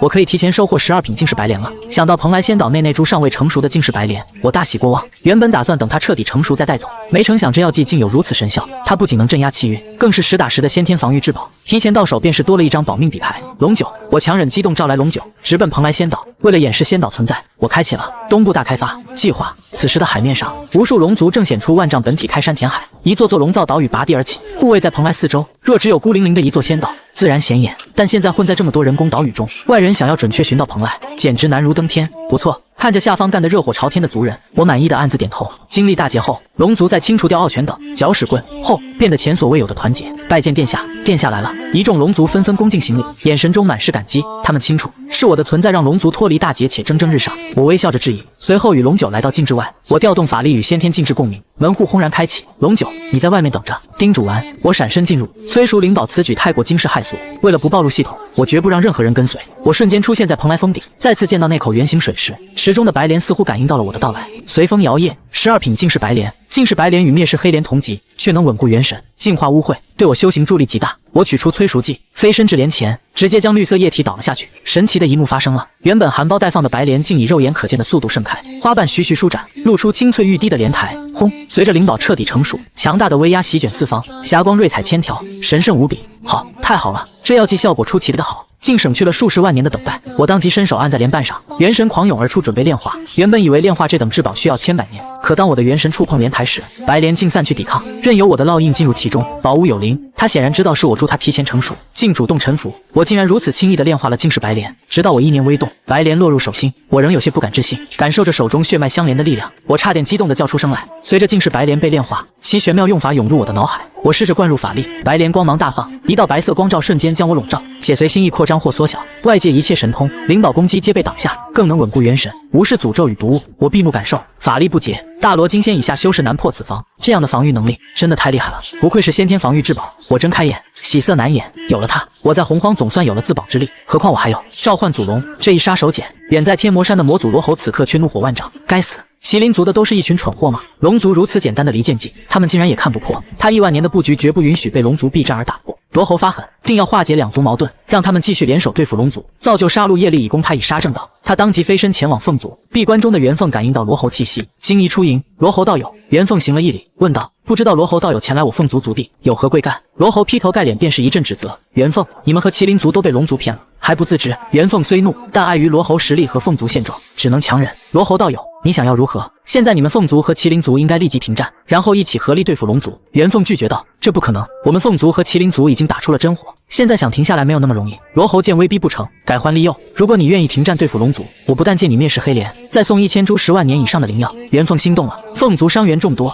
正缺资源。好，你的条件我答应了，只要麒麟族不再生事，我们凤族可以和他们停战。其实元凤也早想借梯下楼，停下这损耗巨大的战争。随后罗侯前往麒麟族，同样威逼利诱，使麒麟也答应罢兵。虽然两族依旧势同水火，但罗侯的目的已达到，只要把水搅浑就够了。战争一歇，元凤立即显化数千丈本体，厉声长鸣召集大军。孔宣，你这个逆子，竟然敢四处诋毁我！这次务必率领凤族大军，将你碎尸万段。他望向东海，杀机隐匿。除了罗侯的要求，他更要逼龙族交出孔宣，以泄私愤，并挽回凤族威严。出发！元凤一声令下，率领凤族残部再度杀向东海。元凤啊元凤，希望你们凤族这次能让龙族元气大伤，否则就休怪本座提前以杀正道。罗侯悠悠地看着凤族远去的背影。东海之上，利鸣穿云，无数凤凰化作红火云团降临，陨石般的巨大火球接连砸落，激起万丈波涛，烈焰在海面剧烈燃烧，蒸汽弥漫，无数鱼虾化为焦炭。不过片刻，海水位急速下降，金碧辉煌的龙宫已赫然显露。龙宫里的那些泥鳅们，速速将我那逆子孔宣给交出来！元凤的声音如雷鸣般传遍东海，龙宫内顿时乱作一团。凤族怎么又杀上门来了？他们不是在和麒麟族大战吗？傲轩殿下上次让他们吃了大亏，他们怎么还敢来？虽然龙族实力有所增强，凤族也被神雷削弱，但元凤可是大罗金仙圆满的强者，半不准胜。单凭他一人，龙族便无人能敌。殿下，现在恐怕只有请祖龙出关，才能对抗这元凤了。是啊，殿下，请速速将祖龙请出来吧！众龙族焦急地恳求。不用，让父亲安心闭关养伤才是最重要的。眼前的这些麻烦，还不需要将父亲请出来。我直接拒绝，义正言辞道：打扰了父亲清修，我这个洪荒第一大孝子，属实于心不忍啊！我心里很清楚，绝对不能放祖龙出来，否则那老逼灯收拾完凤族，回头第一件事就是杀了我这个孝子。这时，系统声音响起，叮，选项触发，凤凰族再次上门。元凤实力强大，宿主选择硬刚元凤，奖励精美翻盖骨灰盒，反冲斗士披风。2. 龟缩不出，借2仪生灭大阵抵挡，奖励龟壳神功，脸皮厚度加300。3. 以身犯险，借12品净世白莲挡住元凤必杀一击后退回，奖励群龙式魂阵。我仔细衡量后，心中已有定计。选项1纯属找死，选项2太窝囊，会有损威望，唯有选项3最合心意。系统群龙式魂阵威力如何？群龙式魂阵为龙族专用，数量越多威力越强，且能吸收死去海族魂魄提升威力。得知奖励不俗，我当即飞身而起。殿下，您要去做什么？殿下不要冲动啊！众龙纷纷上前阻拦。我身为龙族族长，如今龙族有难，自然要身先士卒，你们不要阻拦。今日就算是战死，我也不会退缩。我一副大义凛然的模样，殿下高义啊，我等佩服。既然殿下都不怕死，我等又有何惧？众龙热泪盈眶，热血上脑的要随我赴死。孔宣此时愧疚地走上前，主人，这元凤是冲着我来的，我还是主动跟他回去吧，这样凤凰一族应该就会退走了。他显然以为是自己惹的祸，想牺牲自己，想什么呢？元凤不过拿你当借口，就算没你，他也会对我龙族动手。我大手一挥，对身后众龙喝道：“儿郎们，都跟我出去，咱们会会袁凤这只杂毛鸟。”我直接迈步向着龙宫外走去。主人，孔宣一脸感动，也怡然不惧地紧随其后。他暗自发誓，只要自己还有一口气在，就绝不让袁凤伤到主人分毫。少数胆怯的龙族此时也不敢多言，只能无奈跟上。龙宫之外，你们这些泥鳅，竟然还真的敢从龙宫里出来！傲然立在空中的袁凤语气惊奇，在他身后，遮天蔽日的凤族身上燃烧着烈焰，整片天空被映得一片赤红，强大的凤威如巨浪般席卷而来，一众龙族瞬间热血冷却，士气大跌。我就说不应该出来啊！凤族的实力太强了，哎，出来完全是送死啊！袁凤看向傲轩与孔宣，语带威胁：“傲轩，现在将孔宣这个逆子交出来，我可以对你们龙族既往不咎；否则的话，就别怪我不客气了。”面对威压，我脸上毫无惧色。袁凤，你这个杂毛鸟，别以为我父亲闭关了，我们龙族就是好欺负的。孔宣既然投靠了我们龙族，那他就是自己人，我们绝对不会将他交给你的。你们凤族尽管放马过来，既然敢来招惹我们龙族，这次我就让你们凤族有来无回。我直接口吐芬芳。袁凤脸色难看无比，就凭你们，还让我们凤族有来无回？他不屑冷笑，对身后喝道：“孩儿们，给我上！杀光这些泥鳅！”立，一众凤族扑杀而下。我发出一道龙吟，直接显化出数百丈长的本体。儿郎们不用怕，我龙族战力冠绝洪荒，这些杂毛鸟又有何惧？我狂吼出声，身上散发出不弱于祖龙的血脉威压。龙族士气终于提振，双方瞬间厮杀在一起，火球与雷霆在虚空激烈对撞，战斗直接进入白热化。东海的动静引起了三界大能的关注。玉京山上，红军豁然睁眼，满心疑惑：龙族不是已经从大劫中脱身了吗？为何又卷入其中？而麒麟族地内，史麒麟则兴奋异常。太好了，老凤凰和龙族终于打起来了。战场上，我始终顶在最前面，龙族士气大涨，将凤族打得节节败退。凤族也不过如此嘛！杀光这些杂毛鸟！孔宣更是显化真身冲入敌阵，他的五色神光无物不刷，凡被刷到的凤族瞬间法力尽失，随即被他撕成碎片。由于对凤族积怨已深，他下手比龙族更加凶残。孔宣，你这个凤族的叛徒，身为元凤之子，竟然背叛凤族，你不得好死啊！死在他手里的凤族临死前发出了恶毒的咒骂。